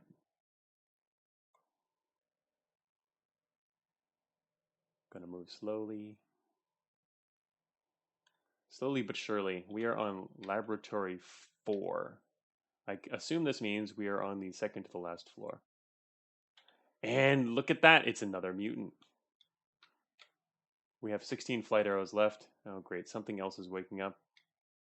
What is that? Wait a minute. What? Why is it exclamation mark appearing every time I do this? Is it the flashing thing? Oh, there it is. That's why. The game stopped flashing for a while when I kept switching back and forth. I just happened to be doing it at the exact right time. All right. Shoot. I hope that can't open doors. It has this like pause after you do this. Oh, I see. It pauses the animations while you're examining something. That's what it's doing. Okay. Distance to you 4, missile range 7. Okay, we can run from this guy just fine. This guy's not. This guy's actually an enemy. Also, more nausea and mutation.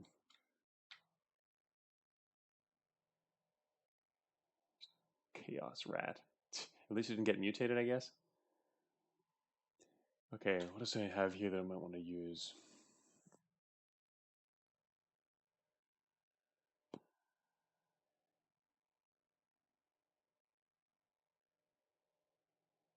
Looks like we're gonna mainly just go the arrow route. That's right. We have 16 flight, but also still 10 blunt. Just blunt arrows on this guy and hope that whatever's behind him is not gonna come for us. 15. All right, here goes. Blunt arrows.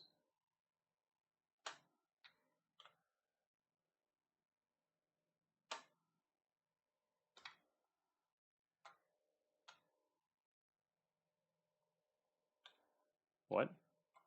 Oh, okay. Kind of got slowed down there for a second. We should have enough of a runway here. Kill this guy. Oh, it's so nice being faster than enemies instead of having enemies be faster than you, which is such a common thing.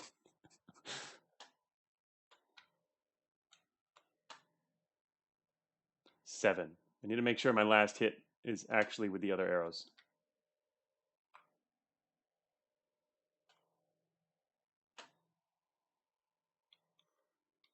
Okay, well, that's easy enough because we're forced. Our hand has been forced.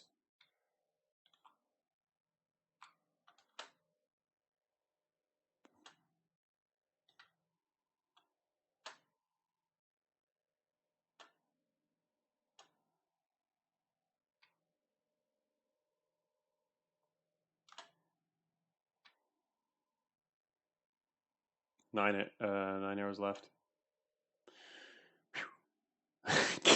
Why do you not simply become mutated? Because I don't think it's a good thing, right? Especially after Vectus says it's terrible. All right, we're also getting close to being able to work. I guess you would always want to use the net. It could be a net positive. I have no idea if it can or if that's true. You could get something good for your next slot. Uh-huh. I think the idea is I don't like the unknown unless I have to. I mean, sure, if it happens, it happens, right? But I'd prefer if it didn't happen. Why is that thing up there not coming down here? All right, it can't open doors, that's why. Wait, why are there 2 exits? Oh, never mind. There can be 2 exits. They just lead to separate places downstairs. 3 exits. Whoa, what? Huh. Uh-oh. Shoot.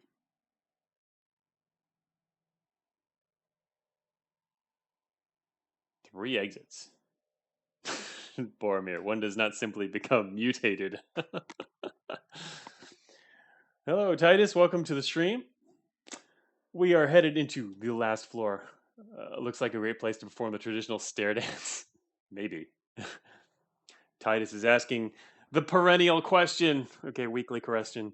How do you get your game to look nice? Yes, the ground gives way. You can adjust its it's a console game, so you can adjust the font and colors as you like. My particular choice here is using a font called Proggy Small. I'm running it at size 26, and the color scheme is called Dracula. It's an iTerm colors scheme.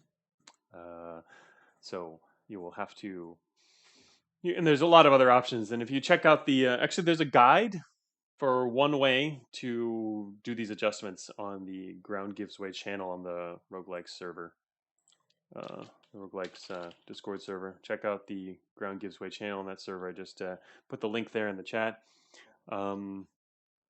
There is a channel specifically for the game, and if you check the pins, Blue, who runs all kinds of different font and color schemes and has shared lots of cool pictures with us, has a guide for how to do that. So yeah, check that out.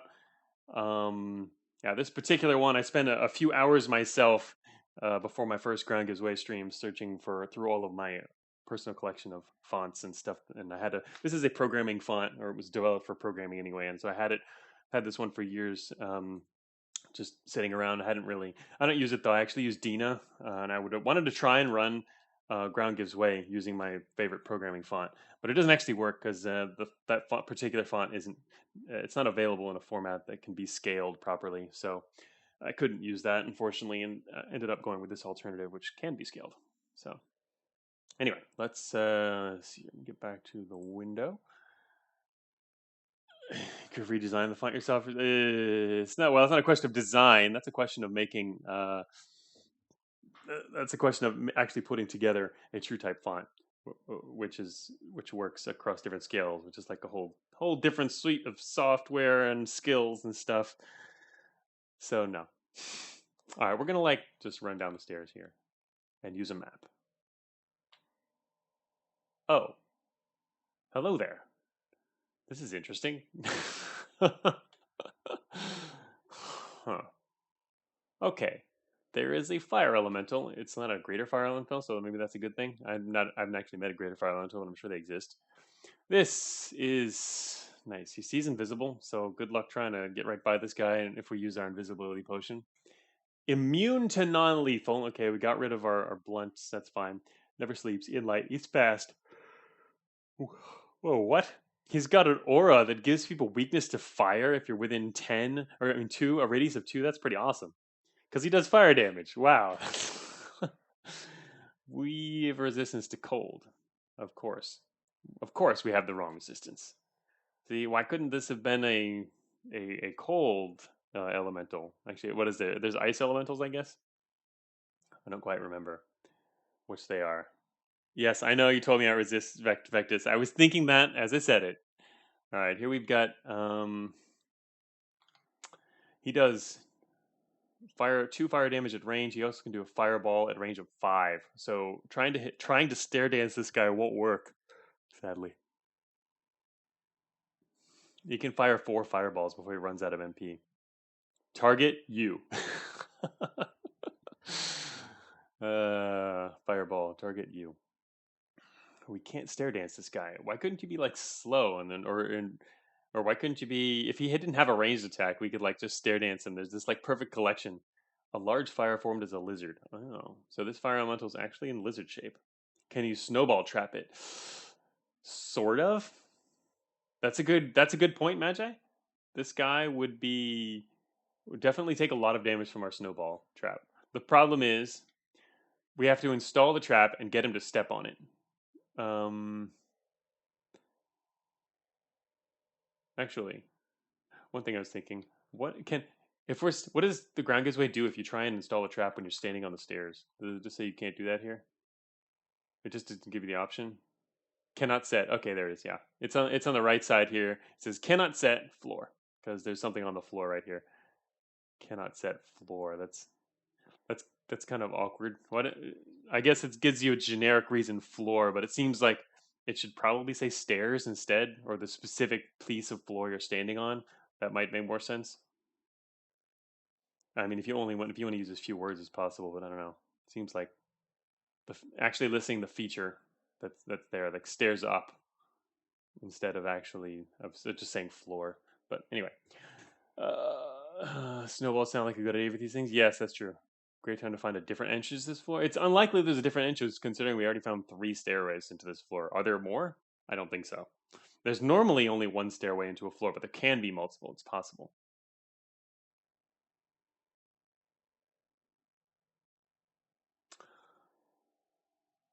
Kiss things effect is confirmed. Elementals look pretty rude if you don't have some crazy gear. Yeah, they're pretty nasty. They always have been. That's my bad memories from early Ground Gives Way were always elementals. They're your typical late game tough enemy that's also hard to resist too. I mean, armor doesn't help against these guys. Bad memories of Greater Water Elemental. That was so close. That was so close. I don't mind though. Okay, so you're gonna take care of this guy. He can do 2 damage. We can technically do 2 damage at range too. If we wanted to, we could step.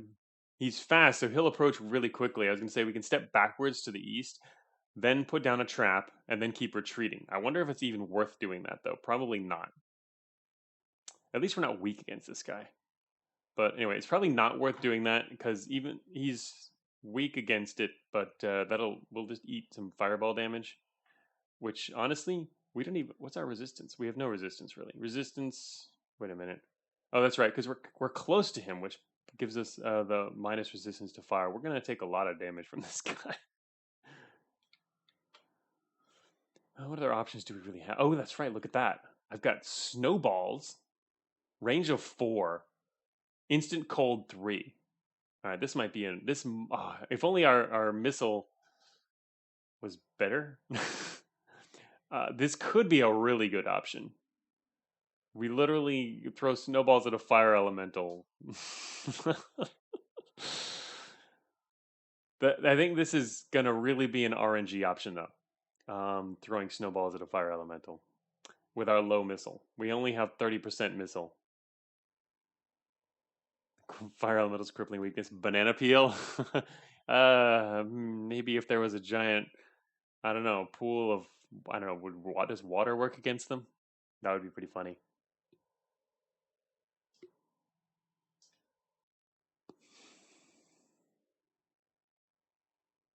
Bananadine now. I still have no idea what Bananadine does, but hey, Marlon, welcome. The snowball trap idea is good if only we weren't already so close to him. We could go back up and take other stairs down, but I don't. He's fast, so for example, if we go back upstairs and come down this stair, he'll probably still be there, right? And then we can go north, and he'll go here or here. He'll get a lot closer. We might have enough time, but the only way to get him to step on it is to back up more than 2 spaces behind it, so that he has to step on it. They will go around it at least, but it seems like that might be the only option. Is to come back through this stair, drop a trap here, and then go east through the door. We're gonna still take hits no matter what, like that. If you hit the element with a piece of meat, does it cook it? We need a campfire for that. But actually, if we get hit by a fireball, he might cook the meat for us, huh? I think that's possible. Shoot, I don't want to die on the last floor. Go north. Yeah, I like the idea of the snowball trap, but I don't think it's actually gonna work. I wish he was further away, or like not in the room. If this was a curtain, or if this was just a corridor, then the snowball trap idea would work better, because then we could just retreat without opening the door. But we'll have to waste another turn standing right next to the door. So step north. He steps here or here. Set trap. He moves to here. He'll be about here, maybe even here. Probably here. No, you'd have to move here at the closest. Move there. He moves there. Yeah, he's gonna hit us at least once or twice. In which case, it's kind of iffy. All right. So there's several ideas here. Fighting him with flight arrows seems kind of pointless. Wait, what does he do? It doesn't really matter whether he hits us from range or right up close, does it? No, wait. Actually, wait a minute. If he attacks us, you know what? It's probably best to charge this guy, because he's going to use a melee attack rather than a magic attack at point blank range, right? At least I assume he will. I'm not sure. He doesn't have a. It doesn't look like he has a minimum range on his fireball attack. I'm wondering if he'll keep using the fireball attack or if he'll use burn instead. He might. I don't know how the enemies switch between them, but if he goes for burn, then we can actually stop that. The problem being, I don't have a shield on, which means we don't really have much of a block chance. If I had a shield on, it would be more effective. Wait, a question about our shield is: does that miss our? Yeah, our shield actually ruins our resistance to fire even worse, which makes it kind of an iffy option. Yeah, Vectis here with the attach shield strats. We're still attaching. Yeah, do we want to equip a shield here for minus resist to fire? That seems bad. Um,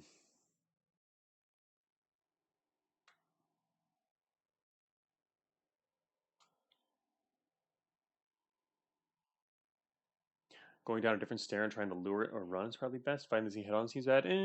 It's not that bad. It's only a regular fire elemental, but there's no telling what else we'll find on the floor. So yeah. Also, wait a minute. Oh, that's right. I was gonna say, why are we back down to 14 max hit points? That's right. I used a Rod of Restoration.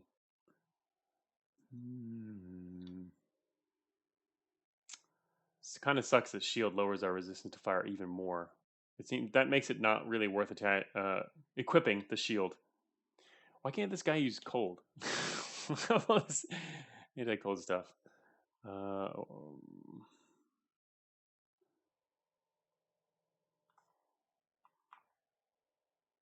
well, once we move forward, the snowball option will be removed. What other kind of emergencies do I have? Emergency stuff. Cold 2.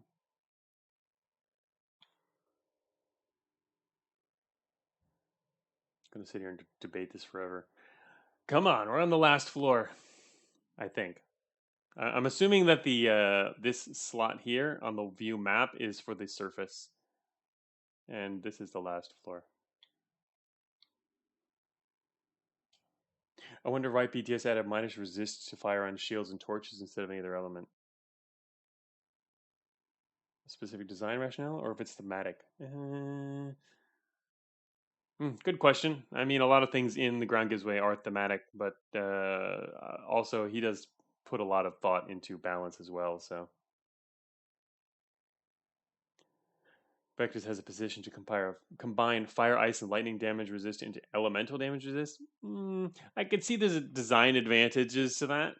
Um, it feels like that might make some more sense in some situations in the Ground Gives Way, but also it's kind of, I don't know, thematically you lose a lot with that probably. Uh, Also, then everything would have to be rebalanced, but that'd be normal. But right now they all feel pretty samey. That's true. Either that or make each damage type more distinct. I mean, it's all just to give you a few more options. Standard rock paper scissory stuff. You can sacrifice as much thematics as you want if the ground gives way.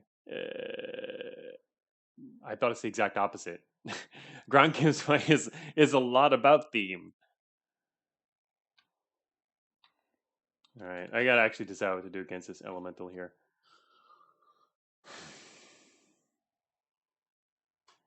Actually, wait a minute. All right, here's an option. He only has a range. All right, well, no. All right, one option is. I guess part of the problem is I don't know whether if we go up close, he won't switch to fireball because I'm more afraid of his fireball than his burn, right? Because the other thing I was thinking is go up the stairs and come out further away, where from here we can actually use our arrows, use arrows first, and then switch to snowballs and throw a couple snowballs at him before he even gets in range. There's at least then a chance to bring him down. But then it might be a little harder to get within melee range before he gets to use his fireballs.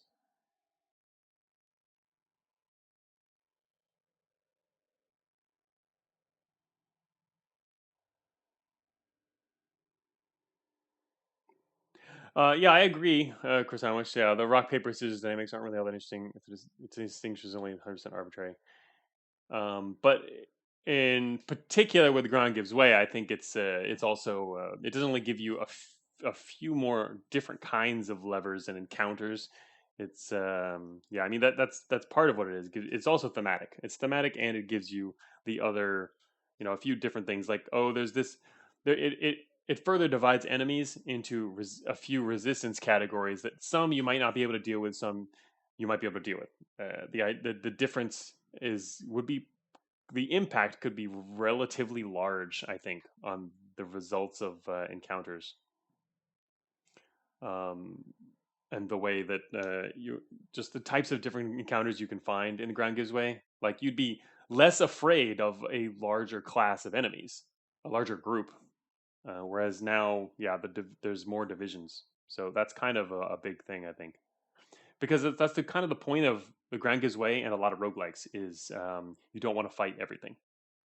And so once you change that, you suddenly reduce the pool of things that you don't want to fight. Obviously, that can be balanced in other ways by then reducing the number.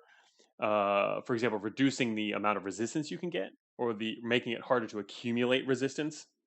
But then that's kind of a whole different angle, right? I think it makes more sense what Vectis was talking about earlier is increase the amount of elemental resistance you get of each type from different items and stuff, so you can get a lot more fire resistance, perhaps, from a single thing, or at least it's just easier to accumulate. Because right now it seems kind of hard, but at the same time, notice I have several even empty equip slots. So if I was luckier, and or also I guess it can also depend on upgrades.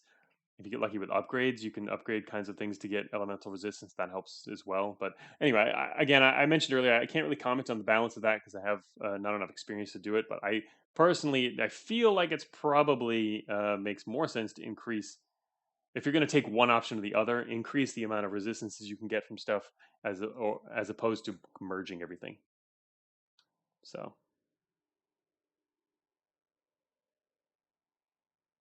Oh, really? Minus fire resist being really common? Is it? Oh, I see. And plus cold resist being really common. Oh, yeah. Interesting. Yeah. I mean, I guess BTS has the full data on that in terms of how much of any one thing there is and how rare it is.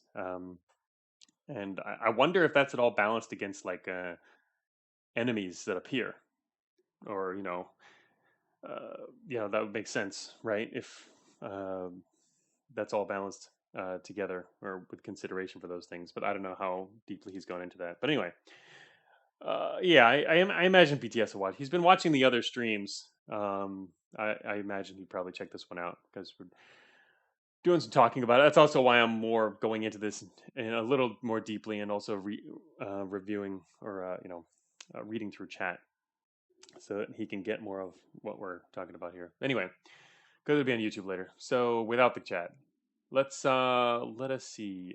Okay, now I'm actually gonna finally make a decision here. So the other option, as I was saying, is to go back up the stairs, go down the stairs to the east, and have a chance to at least shoot some stuff at him. That might put us at a disadvantage because we might end up having to take one extra hit once we want to go into melee range. Whereas right now, what we can do is step directly towards him and attack. Um, and then maybe he won't get to do. Then he might be doing more close range melee attacks, which he can't use his magic for. Actually, but what's the difference when it comes down to it? We don't have our shield on, which means we can't really block much anyway. Fire elemental resistance spell 75. What's our resistance to spells? Nothing, probably, huh? We have no resistance to spells, right? If we do, it would appear at the bottom. We have elemental modifiers, but no resistance to spells. I kind of wish it showed that up here. Is it if it's 0%? I think actually is there an option to do that in the options or something? It's on the main menu, isn't it? I'm not gonna bother with that right now then. But yeah, I wish it would show the numbers, the stats, even when they're not being affected, just as a reminder. But I think that means we have 0, which means he's just basically going to outright hit us. And given our resistance, I guess with a minus 25% resistance, it's not static. It gives us a chance to take extra damage, perhaps. Because if he only does 2 damage, what does 25% resistance affect? Oh, okay. So minus 25% is a chance. I see. If it's not even, gotcha. That makes sense. Yeah. No truncation, only RNG. Yeah, this isn't Cogmind, right? Okay, so we're finally gonna actually check that. Yeah, so there's like an R spell there that would appear on ours if it was not 0. Obviously, our resistance is gonna be 0 or even negative, which is 0 at this point, considering we have so many negative modifiers. In fact, our current MP is -3 too. Okay, so after figuring all that, I think it makes sense to go back upstairs.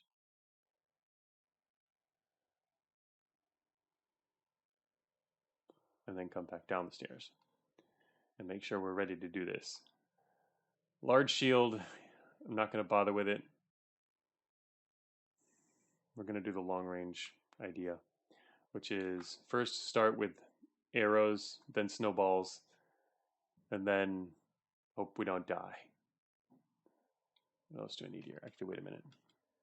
This is cold. I'm glad the knitted mittens only resist cold and don't make us more susceptible to fire, right? What else do I need here? Okay. Meat, rat tail, silver leaf. All right, there's nothing else we can do. He can see invisible, so we can't use that either. Here we go. Titus, yes. Leroy Jenkins, yeah. We're this is the last level. Well, sort of the last level. The thing in the ground gives way is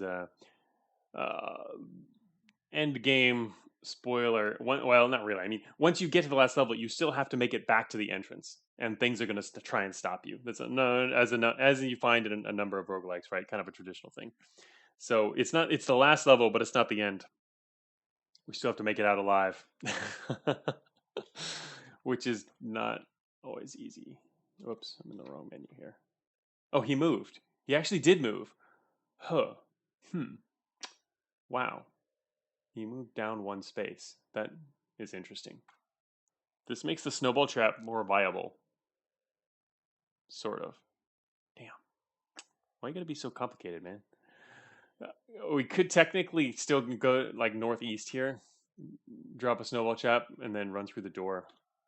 Why can't this guy can't use doors either?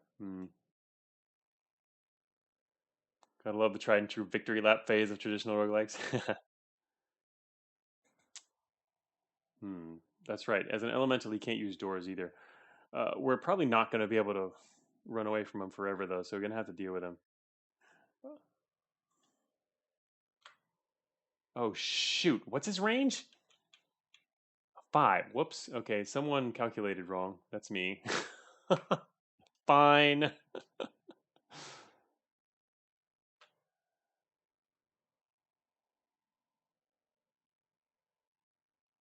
Really should not have done this.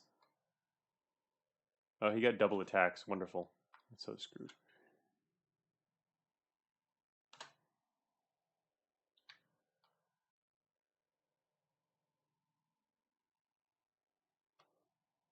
Can't believe he got 2 attacks there. Bastard.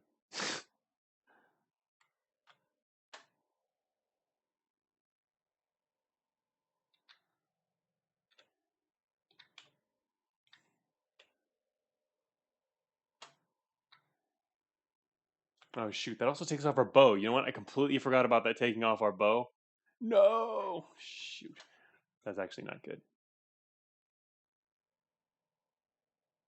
Covered in frost, 3 damage. I completely forgot that would happen. He grilled our meat for us! And he's scorching us to death. Great. Come on, just die. Oh my god. Oh, that was terrible. That was terrible. After all that thinking, oh no. And I kind of screwed that up. Okay, anyway, we have grilled meat now. Grilled meat, instant food. 3! We have a ton of food. Stop and look at the map. What am I looking at the map for? What about it? I don't know what that is. What? Are you telling me to look at a crystal gate? What about it? I don't actually know what that is. So that wouldn't change what I'm going to do. What's a crystal gate? Use it? Crystal gate? Just like you trusted me with the wormhole? Uh-oh. Uh-oh. Vectus, now I don't know whether I can trust you or not. You said the magic word, wormhole. That means I can't trust Vectus. Unless, where's GJ? Where is GJ? If GJ were here, he would tell me the truth. See, I trust GJ. I don't trust Vectus. Nope. You said wormhole. Nope. Oh man, this sucks. GJ would tell you to step in it and follow it with a smiley face.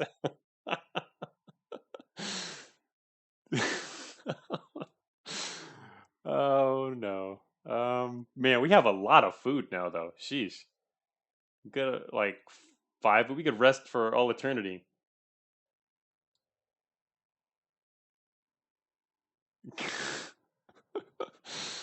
Man, I'm so low on health now too. Anyway, I can solve that now by sleeping, and we don't have a problem with sleeping actually right now. The only disadvantage to sleeping now would be if something bad happened because we went to sleep.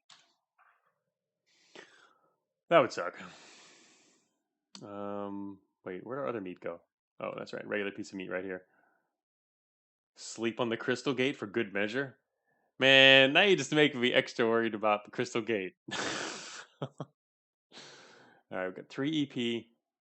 All right, so anyway, I equipped the snowballs. I completely forgot that equipping those to equipping a different kind of ammo automatically unequips your regular launcher, which honestly that really sucks. I think right now we're going to go with rest for all eternity, aka dying. Yeah, I could go for resting for eternity now. What if you had a stack of meat and a monster with fire damage hit your meat, grilling it, splitting the stack, and making you overburdened? That sounds terrible. I guess you just drop one of the pieces of meat or something else, but yeah, that is annoying. Okay, so the question is, do we want to leave our snow? I think we're gonna basically sleep now, as opposed to dying. And the idea is, do I want to equip the bow immediately. This will take. All right, this is 1 fatigue, and we can use our other 2 fatigue to identify this potion immediately. I guess we'll probably go with the bow.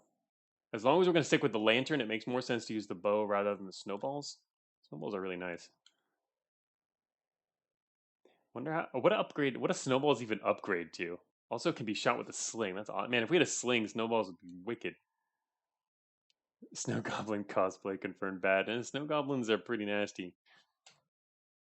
All right, let's just go with this bone bow.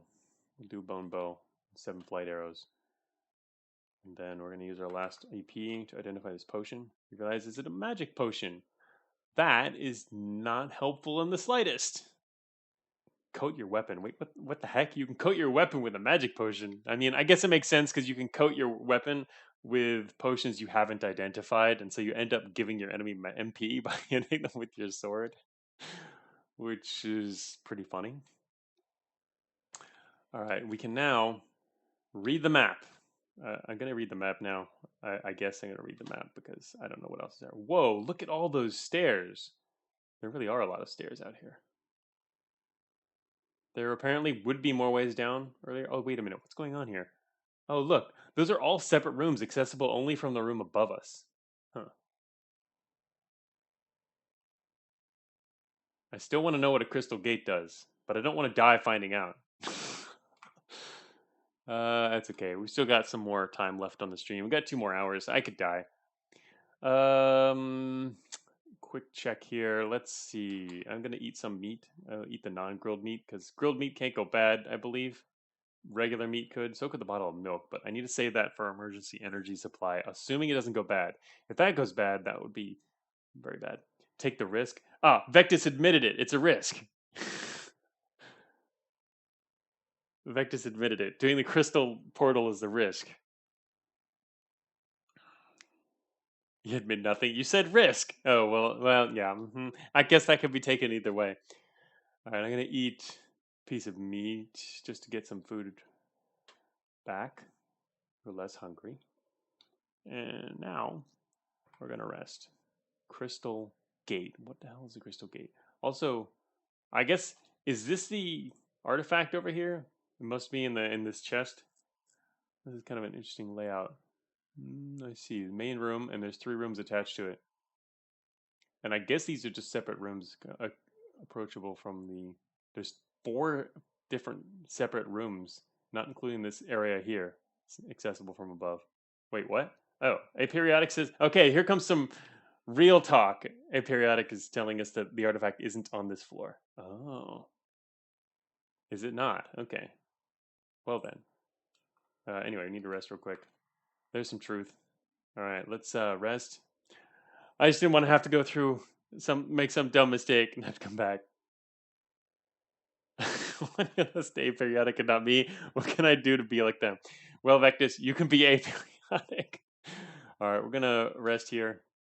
All right, what is we're a bottle of milk, right? Curing, restoring. The code on your longsword.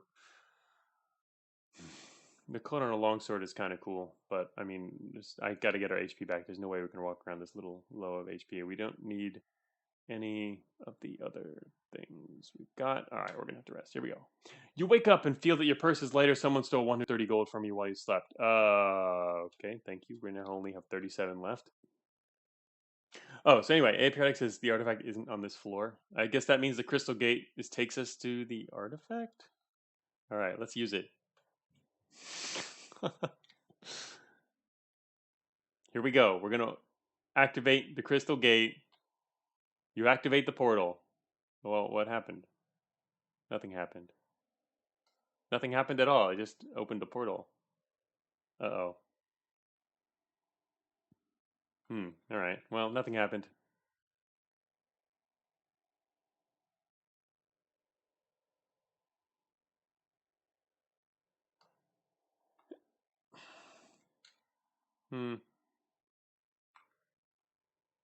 Armor guard. All right. Who's that? That's not good. Longsword 1, instant damage 2. Not terrible. Permanent slow. Are you sure you don't want to go in the portal? What do you mean don't go in the portal? I already turned it on. Is that you have to actually use it?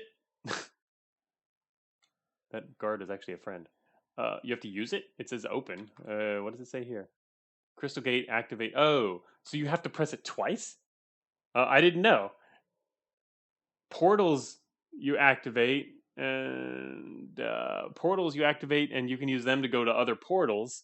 And yeah, there's the teleport ones. Okay, bug BTS about it. Yeah, I get it now. Why I'm surprised it's two separate things then. Okay, Crystal Gate closed. Now it's Crystal Gate open. Okay, and we can activate it again. Was it? I would have assumed that would like close it or do something like that, but apparently not. Okay, here we go. Ancient cave. Oh, check it out. So I was wrong. This last slot here, no one in chat wanted to mention it, but yes, this slot here, which I thought might be the surface, is not the surface. This is actually an ancient cave. That's new. So this is a new thing. Is this another? Is this like castle, or is this actually? I guess actually no. Wait, all right. Aperiodic said this that the artifact is not on this floor, so it must be in the ancient cave, which is below the laboratory. Then there you go. Vectus, I know you told me, but you also said wormhole. I will never forget the wormhole. If and for anyone who doesn't know, we played Prospector and died quite a few times. Well, yeah, died several times. The runs were a little longer than most Ground Gives Way runs, but one of the runs ended when we jumped into a wormhole and got ripped to pieces. And Vectus wanted us to do that. I might have done it anyway, but I think I might have been leaning away from it at the time, and Vectus convinced me to do it, and we died immediately. And we actually had like an okay ship and crew going, and yeah, just got ripped to pieces. They blame as Vectus says, blame the pilot. It's true. If you have a good pilot and a ship that wasn't damaged already, I think ours was damaged, and we didn't have a great pilot. If you have a good pilot and a better ship, then you can actually travel through wormholes. But we did not, so we perished, and that was funny. Scapegoating Vectus. No, I think the reason I blame it on Vectus, Sandwich, at least the reason I remember, is that I wasn't planning on doing it, and then Vectus convinced me to do it. But at the time, of course, Vectus also didn't know what the result would be, whereas technically he knew where this crystal gate led. All right, whoa, where are we? What the hell is? Oh, never mind. I was on the wrong line. Okay, I pressed up. Thank you for backing me up, Chris Sandwich. All right, we're back up to full. We've got our bone bow. All right, we have so few. It's really good that we found the exits fast going through lab because, to be honest, we're really underpowered. And we've got a nice weapon and armor, which are kind of the most important things, but we don't have a lot of the um, supporting items. Kind of mediocre. All right, what the hell do you find in this ancient cave anyway? I mean, I guess the artifact is here, but are there enemies? What else is in the ancient cave? A crystal wall. There's got to be enemies. Large brazier. A statue. A mechanism. Is that mechanism what I think it is? Oh, this is it.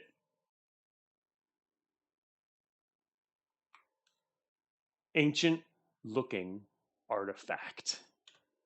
All right, this is it. This is the trombone. We found the trombone. That's the whole point of the ground gives way, is to take the trombone to the surface. To think you ever doubted me. All right. This is where it starts. The trombone of Yendor. A loud noise echoes through the dungeon. Monsters. We now have 4 monsters that are staring at us. Guardian statue. Can't use doors. Immune to confusion. Resist knockback. Immune to disease. Non-lethal. See invisible. Never sleeps. Context in light. They do 4 damage instant and they have 15 hit points. In other words, we can't even survive a fight with one of these guys. Probably. What do they have? Their melee is lower. They have 30% block. A lot of armor though. Yeah, I don't see how we could actually kill one of these guys. They make a lot of noise. They're resistant to poison. Yeah, the avoidance is the game. Time to run away with the the trombone of Endor, which is yeah, Yendor. Here it is. Ancient-looking artifact. Seems to be some kind of trombone. It looks ancient though, or it looks ancient enough. Take it up to the first floor. It is uninteresting to aliens. All right. Running away from problems? Yes, we run away from problems. I'm glad there's no statues in the way here. Time to run. All right, this is crowd. All right, these guys aren't fast, right? No, they're the same speed as us. Shoot, is this guy gonna? No, he moved over there. Good. Uncultured extraterrestrials.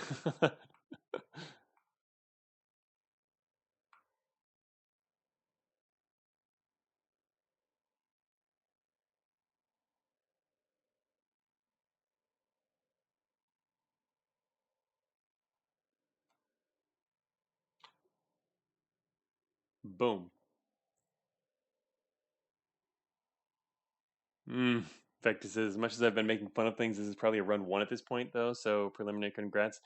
Don't speak too soon, but yeah, it might be. I say that because I know when you know at the end of the ground gives way is that once you grab the artifact at the end, all the statues on the maps will come to life. And so as you're going towards the surface, I mean towards the underground to get the towards this cave to get the trombone, to get the artifact. We should just call it artifact, really.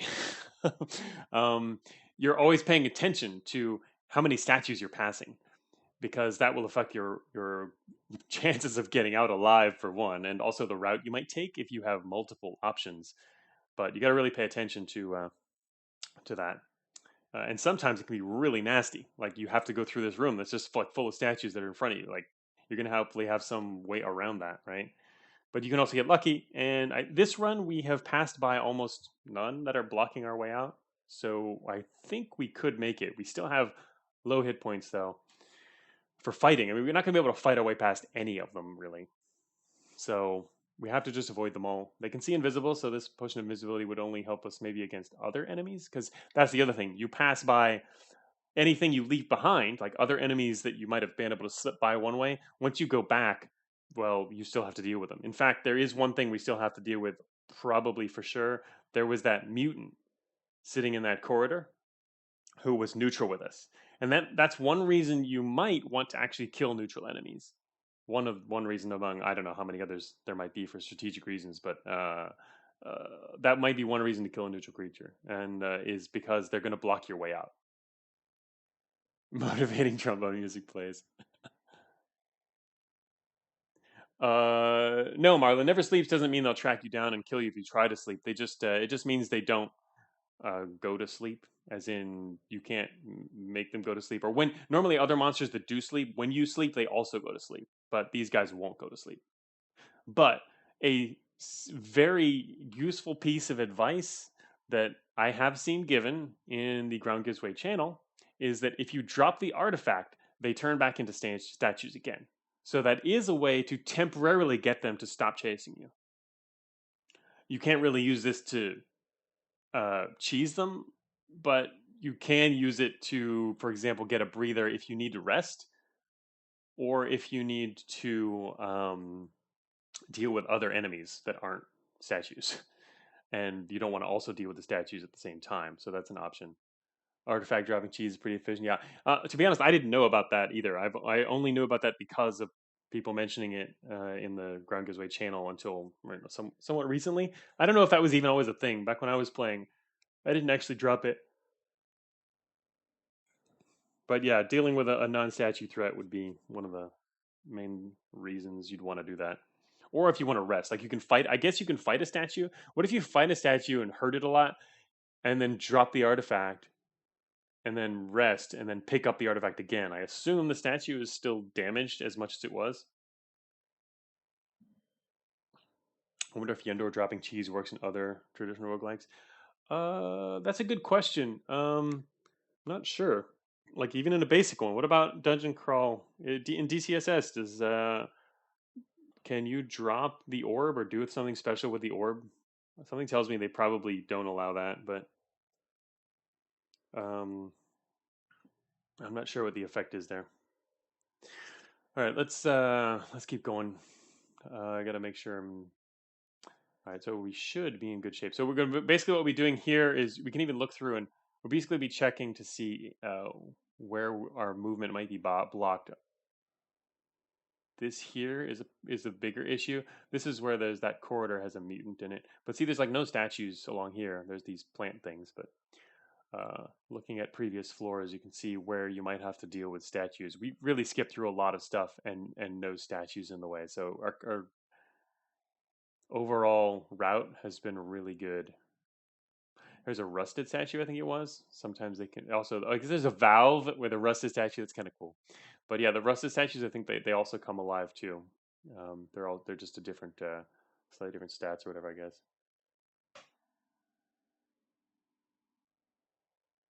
Yeah, okay. As Aperiodic says, once the orb is active, even an attempt to abort it, the orb run begins and doesn't end in the Graduation's Crawl. Okay, yeah, that's right. I've forgotten all about that. I haven't played DCS SS in like 10 years. So yeah, anti-cheese mechanics there basically. I mean, because there's a lot of different things you can also do in Dungeon Crawl that would be pretty cheesy. A lot more options that for mechanics and systems you can take advantage of that you don't necessarily have in the Ground Gives Way. That's true. DCSS changes so much that whatever you knew when you played might still be relevant anyway. That is true. The game has changed quite a lot since I was playing. I'm sure it'd be interesting to pick up again, but honestly, I had a lot of fun with it, and I played it a lot. Too much, in fact. I was playing too much. Kind of stopped playing sort of because I was playing too much, not getting enough other stuff done. It's a fun game. But yeah, look at these maps. There's like basically not a lot of statue problems. There's like almost no statues anywhere. This one, oh wait, what's the this one? This one is kind of oh, that's the way to the castle. Yeah, but ignoring that part, this one is probably pretty good too. I don't remember quite what the beginning of the run looked like, but yeah, not as much. There's no statues up here. Anyway, all right, we should be in pretty good shape overall. Like it says, I hear they just removed cursed items. Yeah, I think I read that too.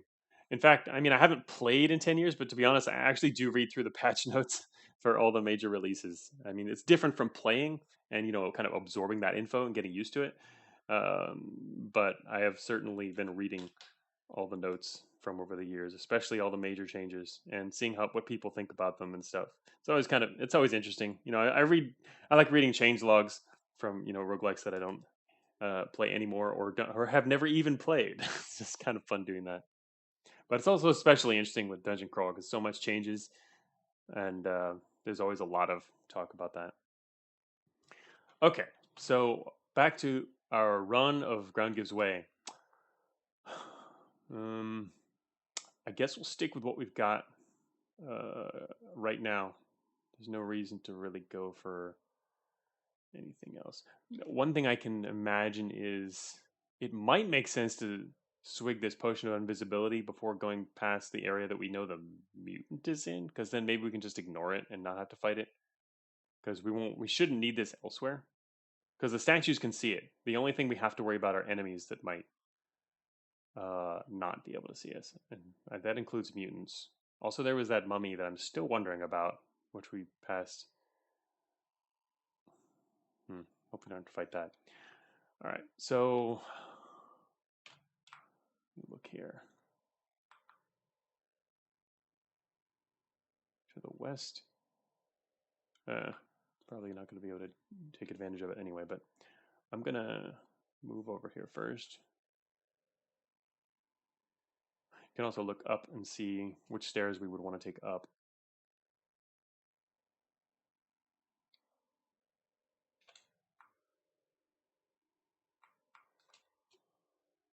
I'm going to use our potion of invisibility now. We've become an exclamation mark. It's kind of funny. I've never actually used a potion of invisibility before. I guess I have become invisible. I guess when you stand next to a shadow worm, they can do that and make you invisible as well. I don't recall the exclamation marks, but Okay, so we shouldn't have to deal with anything through here. The main thing I'm worried about is this corridor.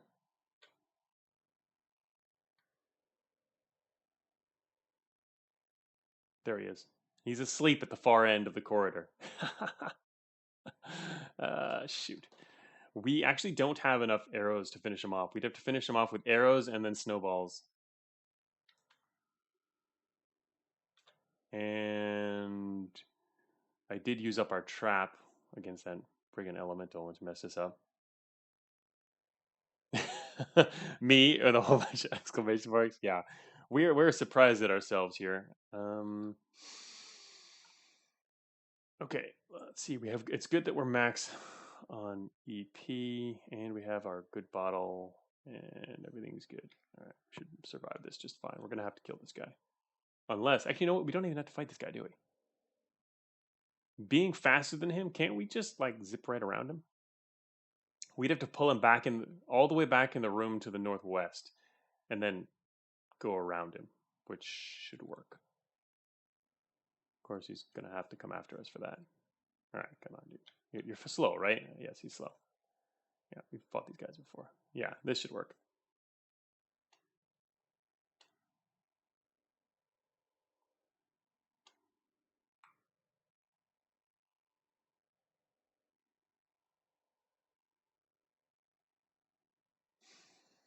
I'm not super good at juking things, but I think I should pull him all the way to one side of the room first and then go around. I think that's how to do this.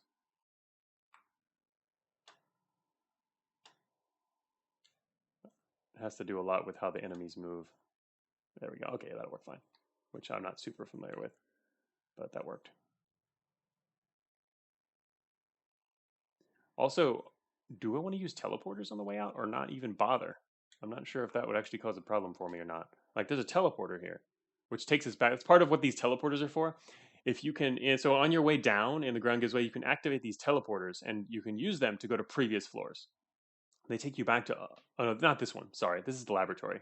I'm thinking of portals. Anyway, once we get to a portal, you can use portals to go back to previous floors, but that can take you to a different location than the stairs were at. But it's one of the options for I think skipping by statues or otherwise dangerous things.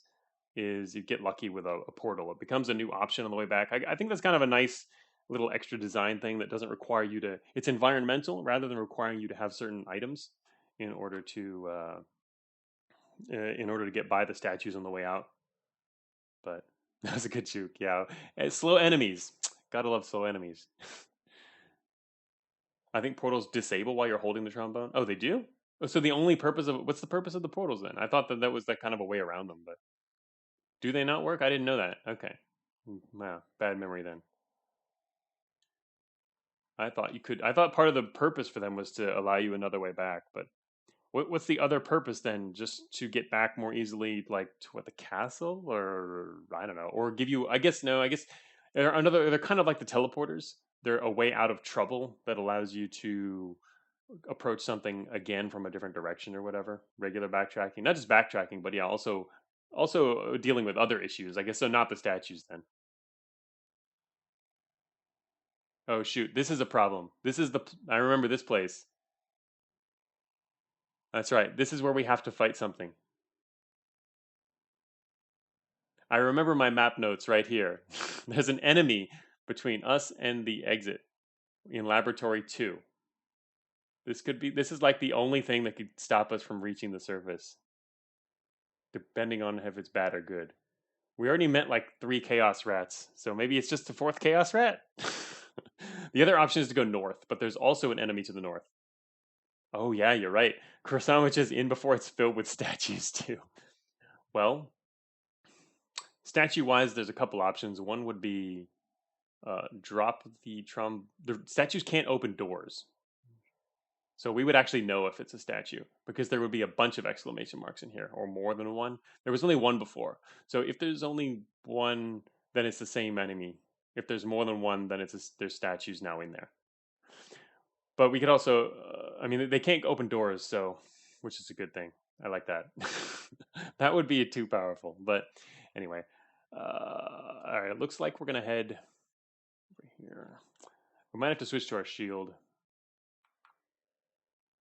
Whoa, there's something in this room. Oh, you know what? The thing in this room is probably whatever was up here. Because whatever was in this room can't open the door. And something was up here earlier, which means it's walked down here now. Is that thing coming over here or not? Oh, no, it's not. Can that? What is that? Why? That thing's not moving. Why isn't it moving? What is that? Let me think about this for a second. Coil? Coil only hears you. It's fast? What the hell is this? Oh my gosh, it does electricity damage in a range of 5. Okay. That's right, it can't see us because we're invisible. Only hears you. It's fast. It only has 4 hit points, but this thing does electric damage, and we're really weak against electricity due to our armor. Huh. So this must have been the enemy that was over there. I wonder if going north will get around it. So it wasn't moving. I wonder why it wasn't moving, though. If it can hear us, shouldn't it move? Hears you from 7. Oh. No, it's because we're in the... No, it could have heard us. That's right. Distance to you, 7.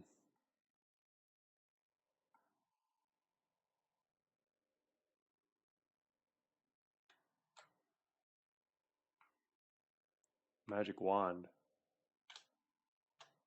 I'll pick that up, even though I can't imagine using it. Shoot. There's still 2 exclamation marks to the north. Something tells me that one of those might be a statue. What about the exclamation mark in the door in the room to the west of us? Yep, it's still there.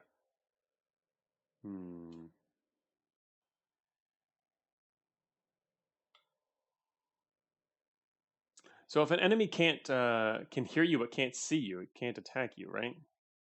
Ugh, it's kind of annoying having to be in this situation when I've first making a run for the surface.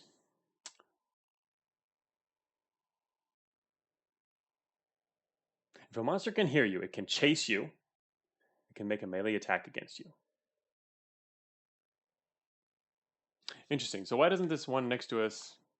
Is it because he only has a ranged attack? Does he only have a ranged attack? No, he has a reach attack. This guy can hear us, but he's not chasing us for some reason. Can he not move? Oh, it can't move. Never mind. This one can't move. Oh, all right. I guess I should have known that because it uses the because of the type of ASCII it's using. This enemy cannot move, which means as long as we stay invisible, it can't attack us unless we get next to it. Okay, so we can open this door safely.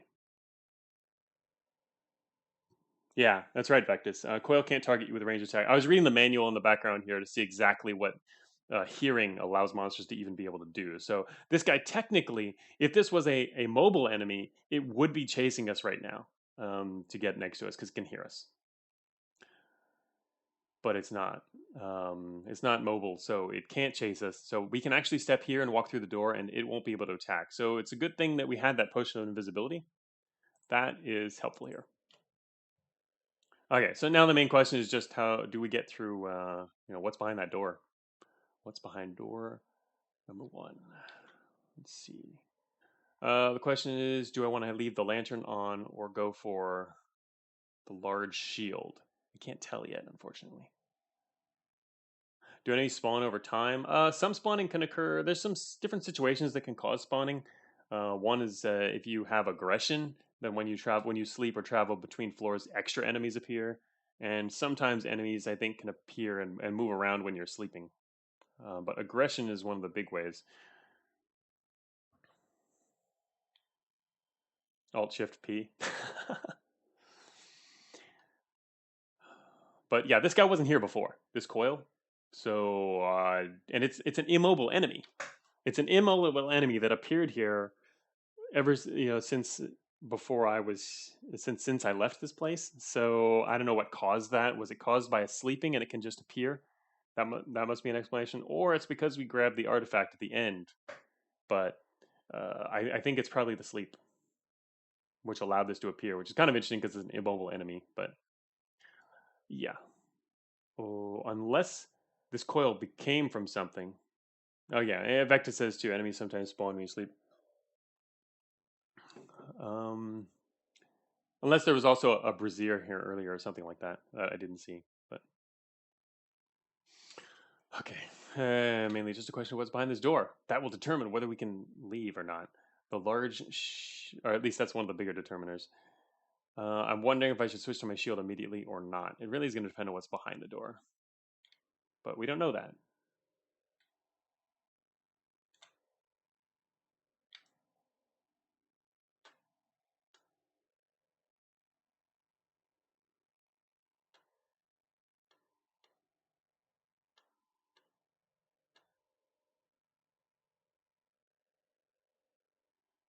Waiting for just a moment here. Oh, 60%. Shoot. Too bad our snowballs only have 30% chance to hit because they do more damage. I have no emergency stuff though right now, do I? What kind of emergency options do I have? Nothing. I don't have restoration options, but like escape options are for dealing with enemies. Hmm. All right, it can't open a door, which means it's either an animal or it could be an elemental. Elemental would be pretty bad.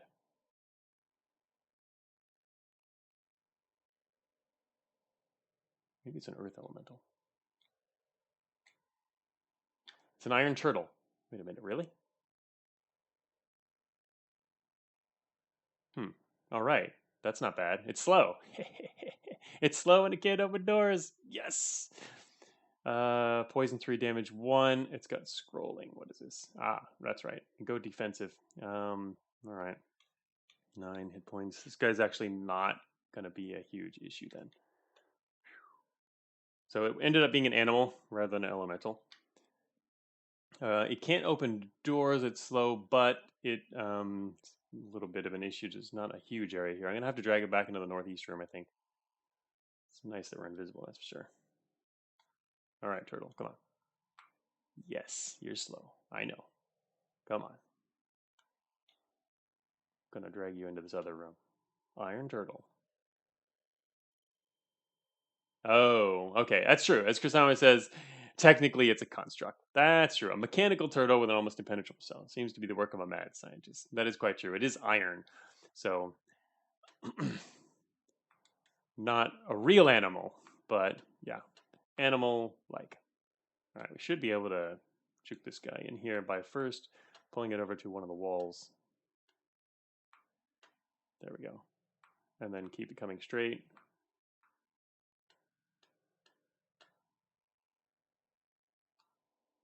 Shoot. Uh-oh. Don't trap me in the corner, please. Yes, yes, yes. Okay, good. We went east. This room was just wide enough to get by it. If this room was narrow, a little bit narrower, that would have been a problem. I'm gonna lock the turtle in the room. I'm gonna walk right by this coil. What is that? Huh. Oh no. Anyway, steers up. All right, is there anything on the next floor? Shoot, something appeared in this corridor. I guess the trombone is waking things up, right? All right, there's something between us and the exit here. It's an iron crab. All right, this is also slow. I like how it's slow stuff. Okay, we're gonna get right by this guy then. Oh, wait, you can't open doors either, right? Being a crab, can't use doors when slow. All right, perfect. I hope nothing else tries to approach while I'm trying to juke this guy, though. That would be not cool. Kind of interesting seeing an iron crab here. Iron crab's not that bad, huh?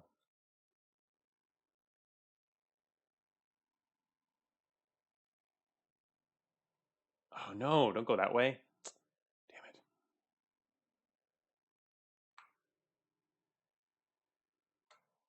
No, not that way either. Stop it. Oh, didn't get that attack opportunity on me.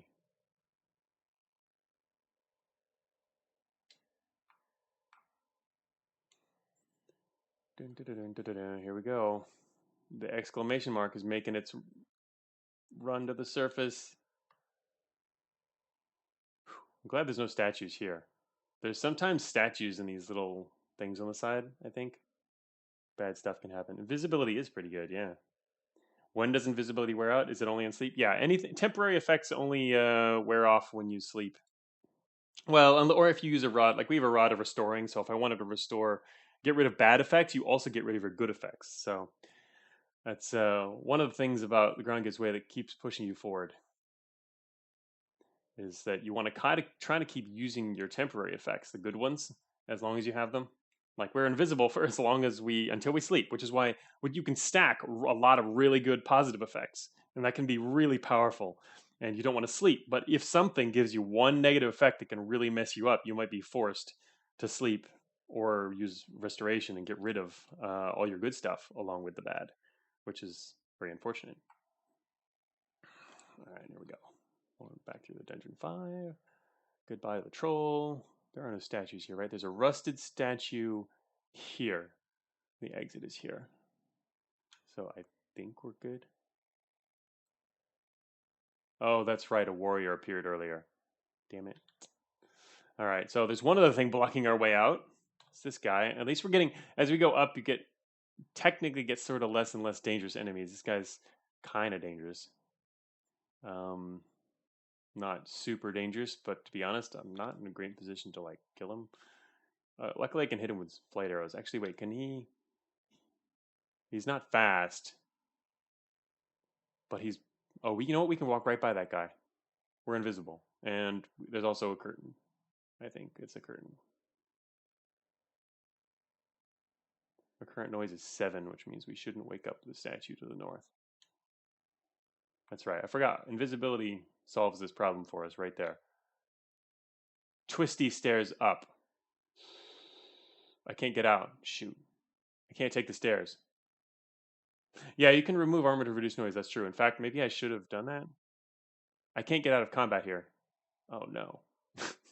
Ah, that was bad. Yeah, I could have, you know what? I probably could have avoided waking him up entirely by taking off our armor.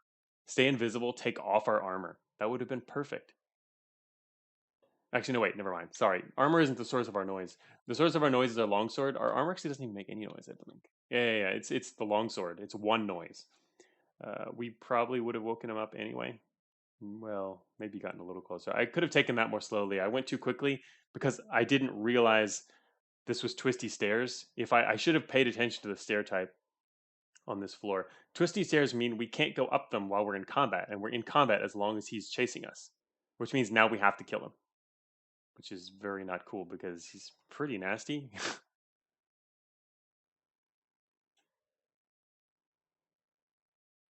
We can manage it. Unfortunately, we might end up having to go uninvisible after fighting him. I think a different path to the stairs wouldn't wake them up. We had to come through this door. Oh, I'm not actually sure. You're right. I didn't actually follow my path, but it might. I think we might have been right at the edge. Yeah, taking off the longsword might have worked. Anyway, it could have been. It could have worked. Oh, GJ. GJ just said, "What if you spike the door?" Okay, that's. I completely forgot about our door spike, having never used one ever. But you're right. We can prevent him from opening the door with a door spike. The problem is he can still hear us. Yeah, GJ has a great idea here, but I don't think we can use the twisty stairs, right? We'd be forced to open the door anyway because he's not going to leave, right? He can hear us, and he's going to just sit around outside the door. Can you go northeast and drop aggro, GJ? Will he really wander away once he's awake? Does he really do that? I thought he's just going to hang out here. It's true, there's plenty of room for him to wander away. I mean, we have unlimited time for that. The main issue is just will he leave? Because if he doesn't leave and we do have to open the door, that actually puts us at a disadvantage.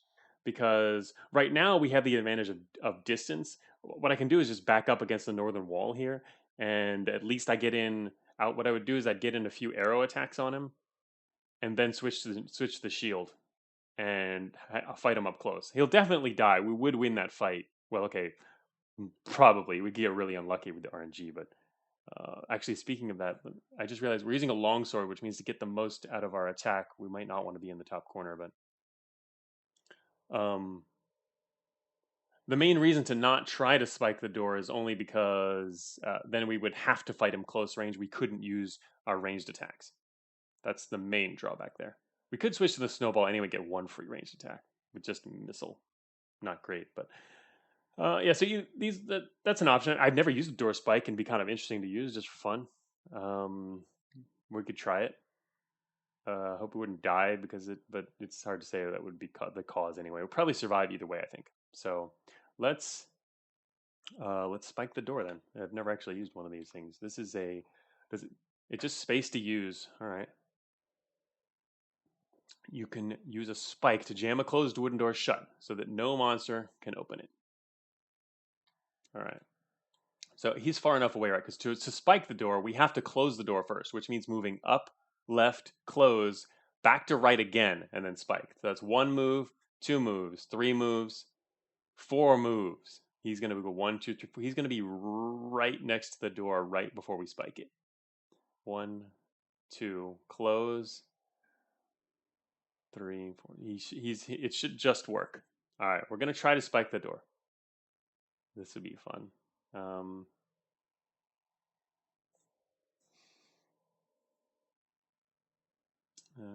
Up, over, down. He wasted a turn. Iron spike. Boom! You jam the door. All right. What does that do for us? All right, we're still in combat.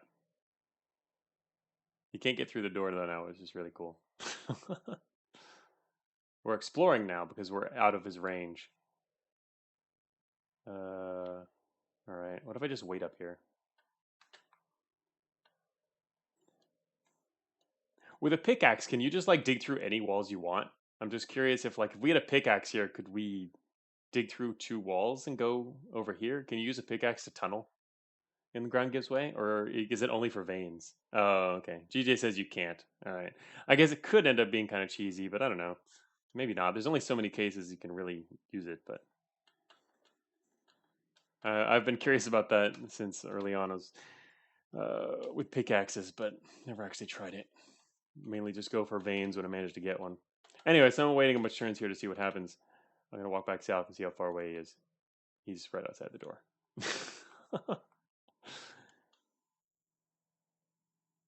Okay, now I'm gonna wait a lot more turns. I'm holding spacebar. All right, we just waited. Wasted like 100 turns or something like that. He's gone. It worked. The spike worked. That's the first time I ever actually spiked a door. First time I had a spike. Sweet. Oh shoot! What? There's a guard dog sitting here. Time travel wins again. Yeah. All right, guard dog. Yeah, you need to go away now. I like it because now we're getting back up to where the enemies are not as scary. The latter half of the game, enemies are super scary. Each one is. At the beginning of the game, first half of the game, not so much. They can be, but all right. How many do I have left? No, I don't even have to kill this guy, I guess. Might as well save our ammo. Actually, if I walk over here, we'll get a free opportunity to kill him. Okay, there's nothing to worry about here unless new enemies appeared. Rust trap. Confusion trap.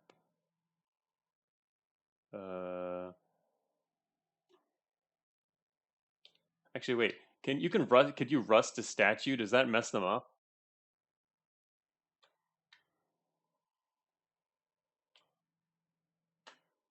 Could we take a rust trap and like if we're getting chased by a statue? Oh, you can't do that. Oh, really? Yeah, that would be cool if you could turn a statue into a rusted statue. I mean, assuming they're worse. I assume rusted statues are slightly worse or whatever, and you could use that as a way to weaken them. But I'll leave it there. Rust is basically just bad for the player.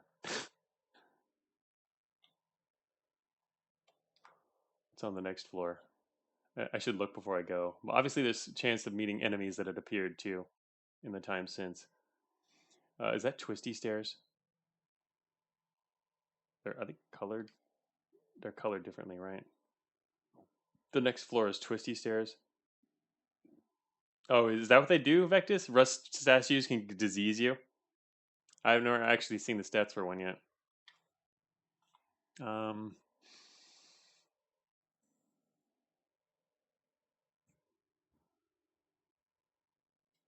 oh, rusted weapons can proc disease. Oh, rusty weapons. Tetanus plus plus.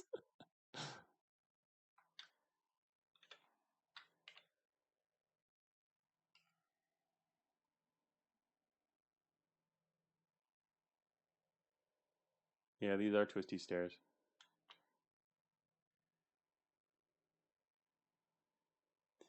All right, this is the floor where we do have to pass by some statues. There's two statues. That's not good. We have to go through this room. There's a statue here and here. I think those are statues anyway. Are those statues? Wait, are they not statues or are they statues? Are they plants? Oh, they don't mark statues on this. Oh, there they are. Wait, when I look at it like this, they're in red, so they're rusted statues, right? These are each a rusted statue, which means if I try to, right, they're normal speed, so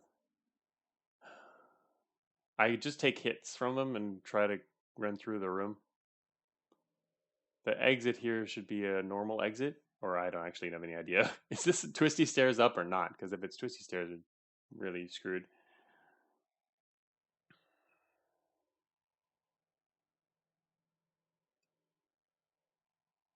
Hmm. Not twisty? Oh, I'm not actually sure how to tell the difference yet. Um, if they have a separate color or not. I felt like they had a separate color in the dungeon or but it says here to stairs to underground.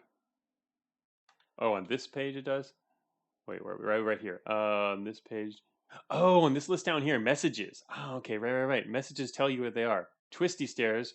It gives you the different colors and it lists them all. Okay, I actually didn't. I wasn't reading this. I was looking only at this over here, but it gives you the answer over here to what these are. That's perfect. Oh, yeah, that makes a lot of sense. I'm not used to reading these. Yeah, the notable features. Good list, good list. I was always just looking at this and trying to decipher or remember what they are, but they actually tell you. I should. Yeah, like this even tells you like healer, green, warrior, red. You don't have to remember that from there. You can just read them. Cool. Yeah. I mean, I'd seen this list down here before and completely forgot to rely on it later. Anyway, so yeah, they're not twisty, and we're gonna have to pass by two statues. That's I don't know about rusty statues, but that's I assume they do similar damage. That could be really bad then if we end up having to take more than one hit. Although technically I can sleep, I guess. It's going to be bad either way. I don't imagine being able to fight one of these things down. I mean, Rusted might be a little easier, or maybe one of them.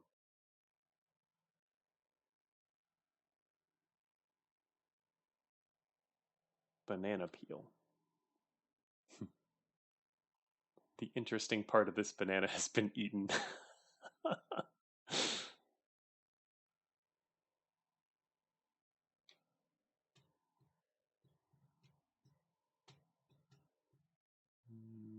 All right. Well, we don't really have a lot of options. GJ, I know you showed up much later. Have you seen how weak this build is? I mean, look at all our empty slots. I mean, you have a couple of. Obviously, we have enough good parts or good items, not parts. Enough good items to do something, but we only got managed to find this ring at the very end.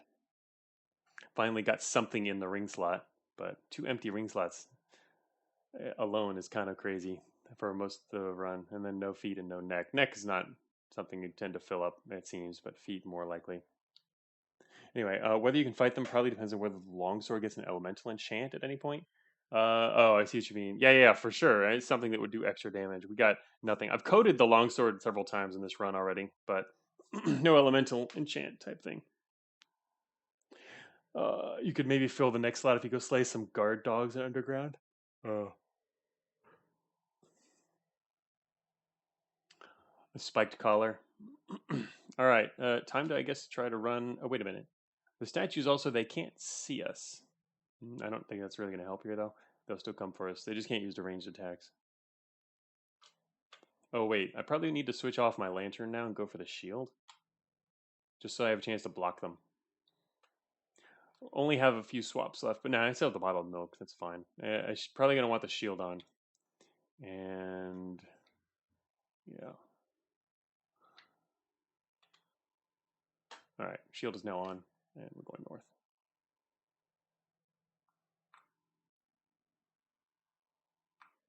Wait, they didn't even move. Why not? I can't actually see them anymore, but why didn't they move?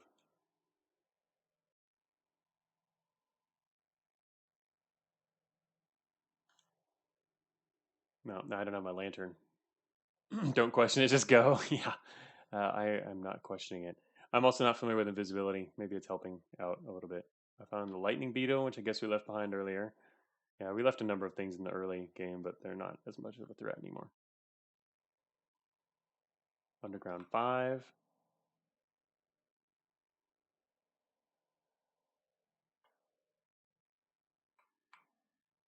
I don't recall what we left back here. Early maps are usually me running for my life. Underground 3. Wild dog.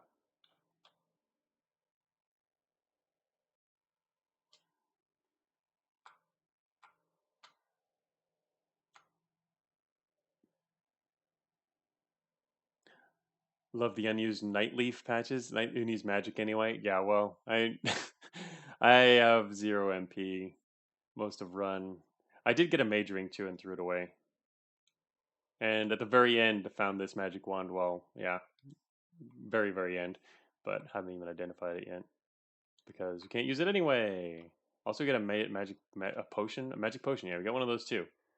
But yeah, not a magic run. I don't know. Seems kind of hard to put together a magic run. But you can get lucky. Just depends on what you find, right? You escaped the dungeon. Congratulations. Oh yeah, finally.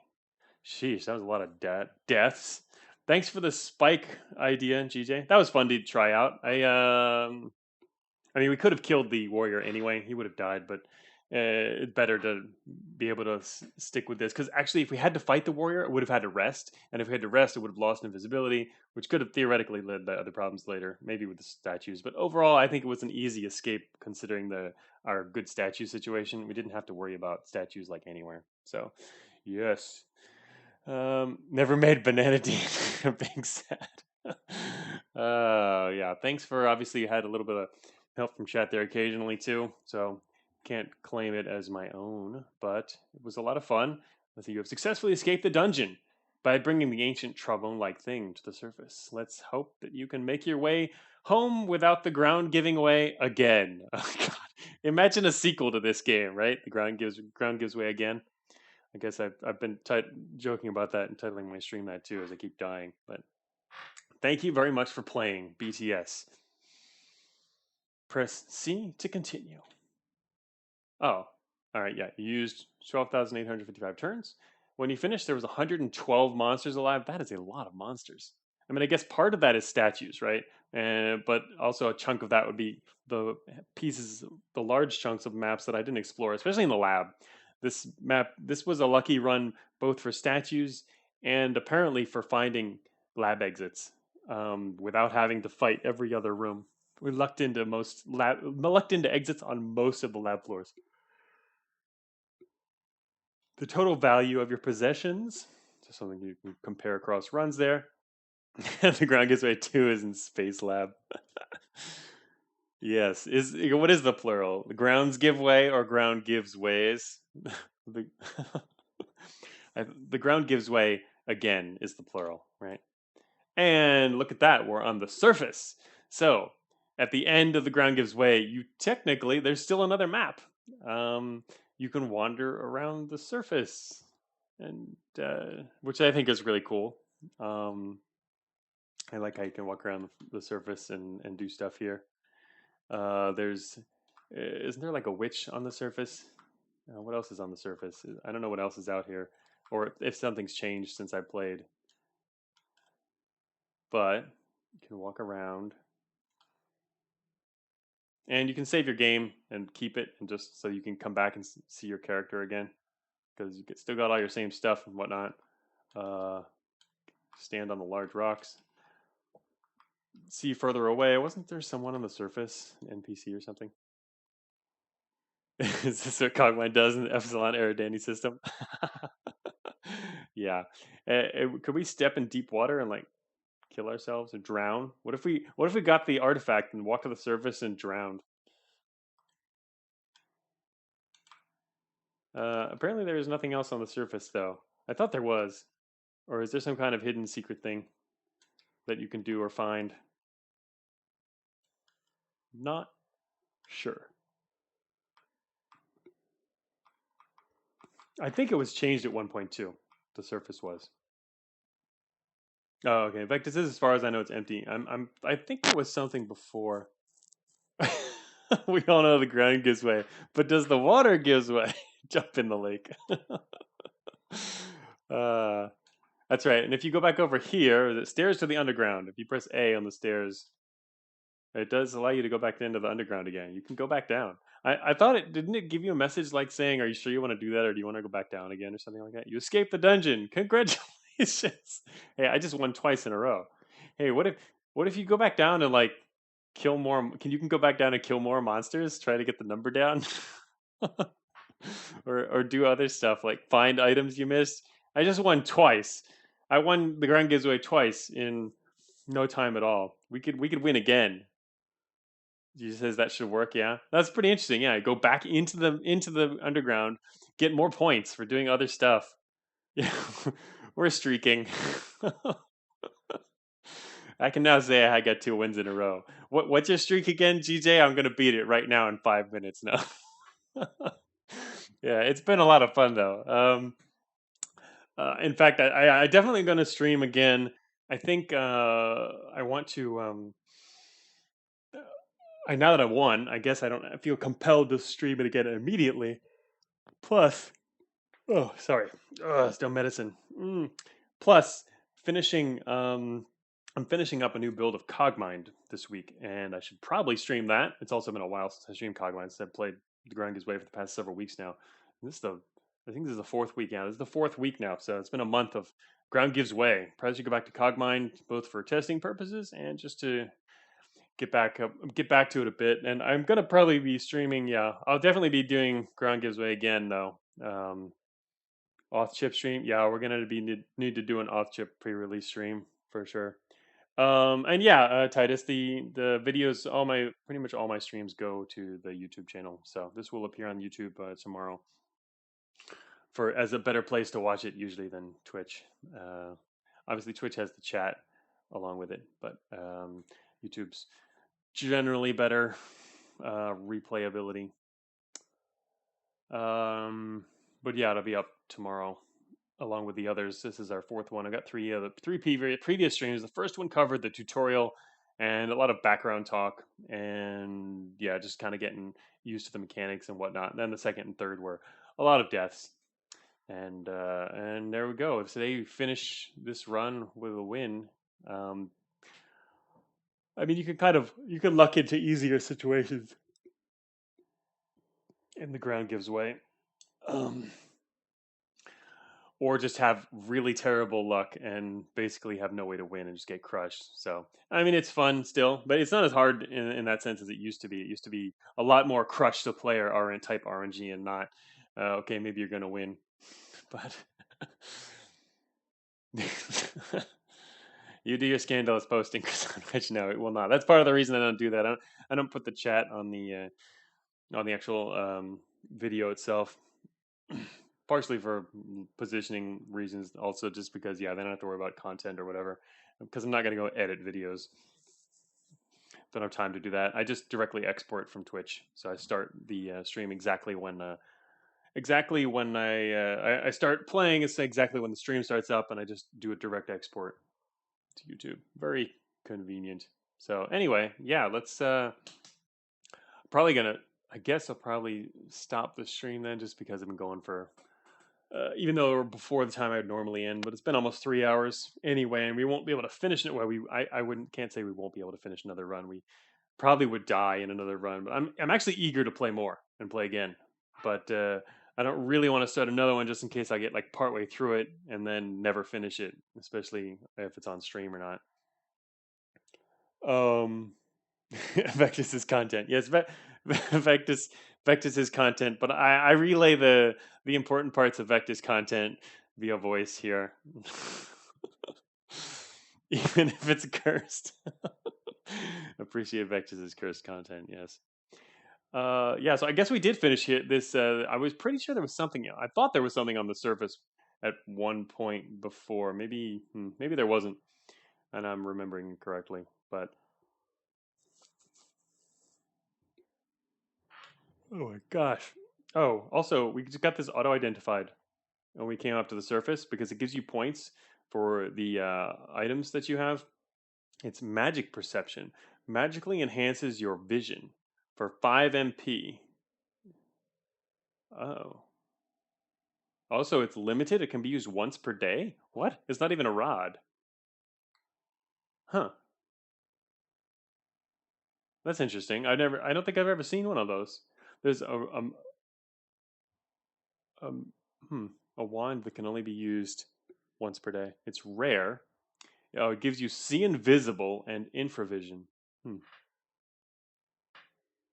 I wonder why the limitation on once per day. I mean, it's already expensive enough MP wise. I wonder what kind of cheese you can do with it if it's usable more than once per day.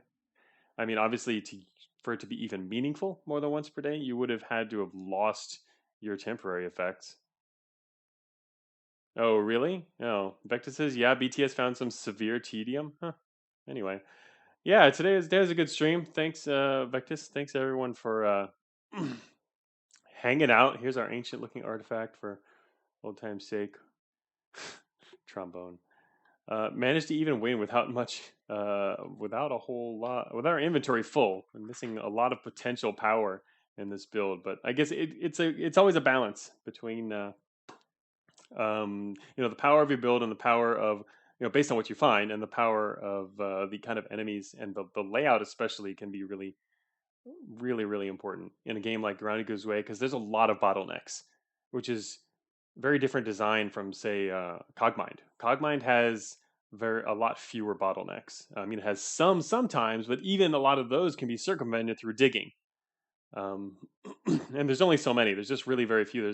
You'll generally have numerous routes to get wherever you want to go. Whereas in the Ground Gives Way, you check the maps. There's a lot of bottlenecks, long corridors. The beginning underground is less of an issue with that, which I think is intentional and probably a good idea. But then later on, these other maps, a lot of narrow corridors or places you have to pass through. And if the stairs are far away, you're going to be in trouble.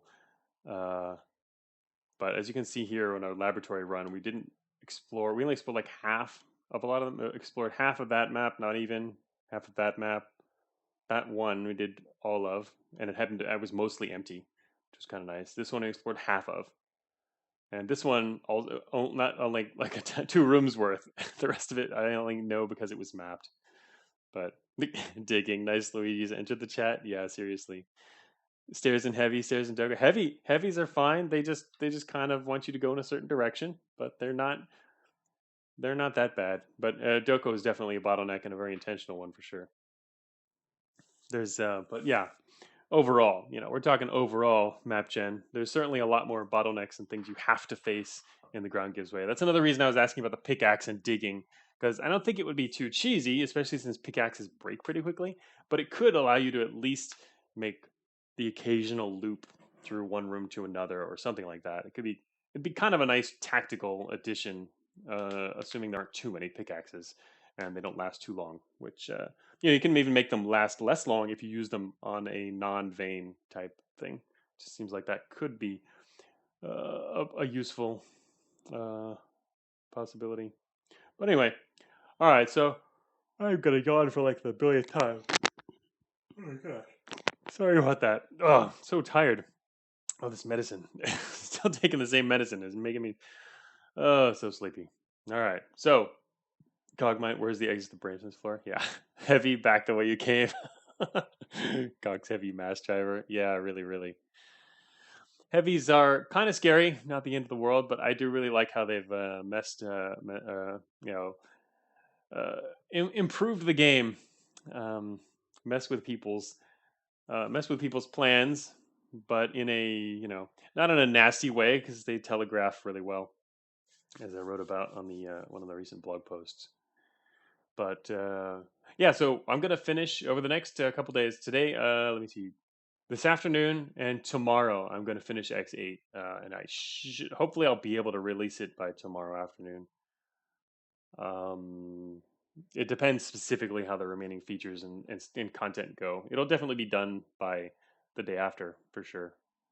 Just a question of when I'm gonna actually release it, but it'll be either tomorrow late or the day after, and we're gonna have auth chips and other things.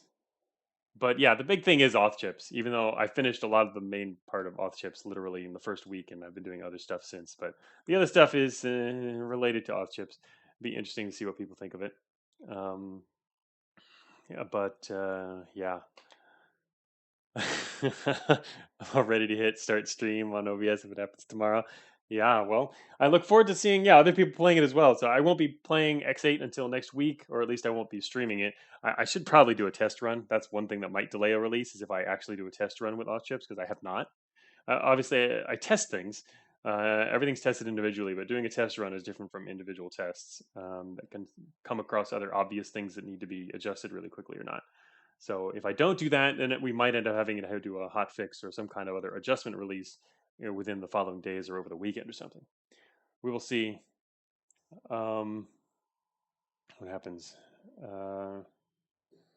But yeah, if I have time, I'll do a test run. If not, and I know people really want to play soon, especially Heavy Risk coming up with his day off. He said he wanted to play X8 all day. So if I can get it to him by then I will try to do that.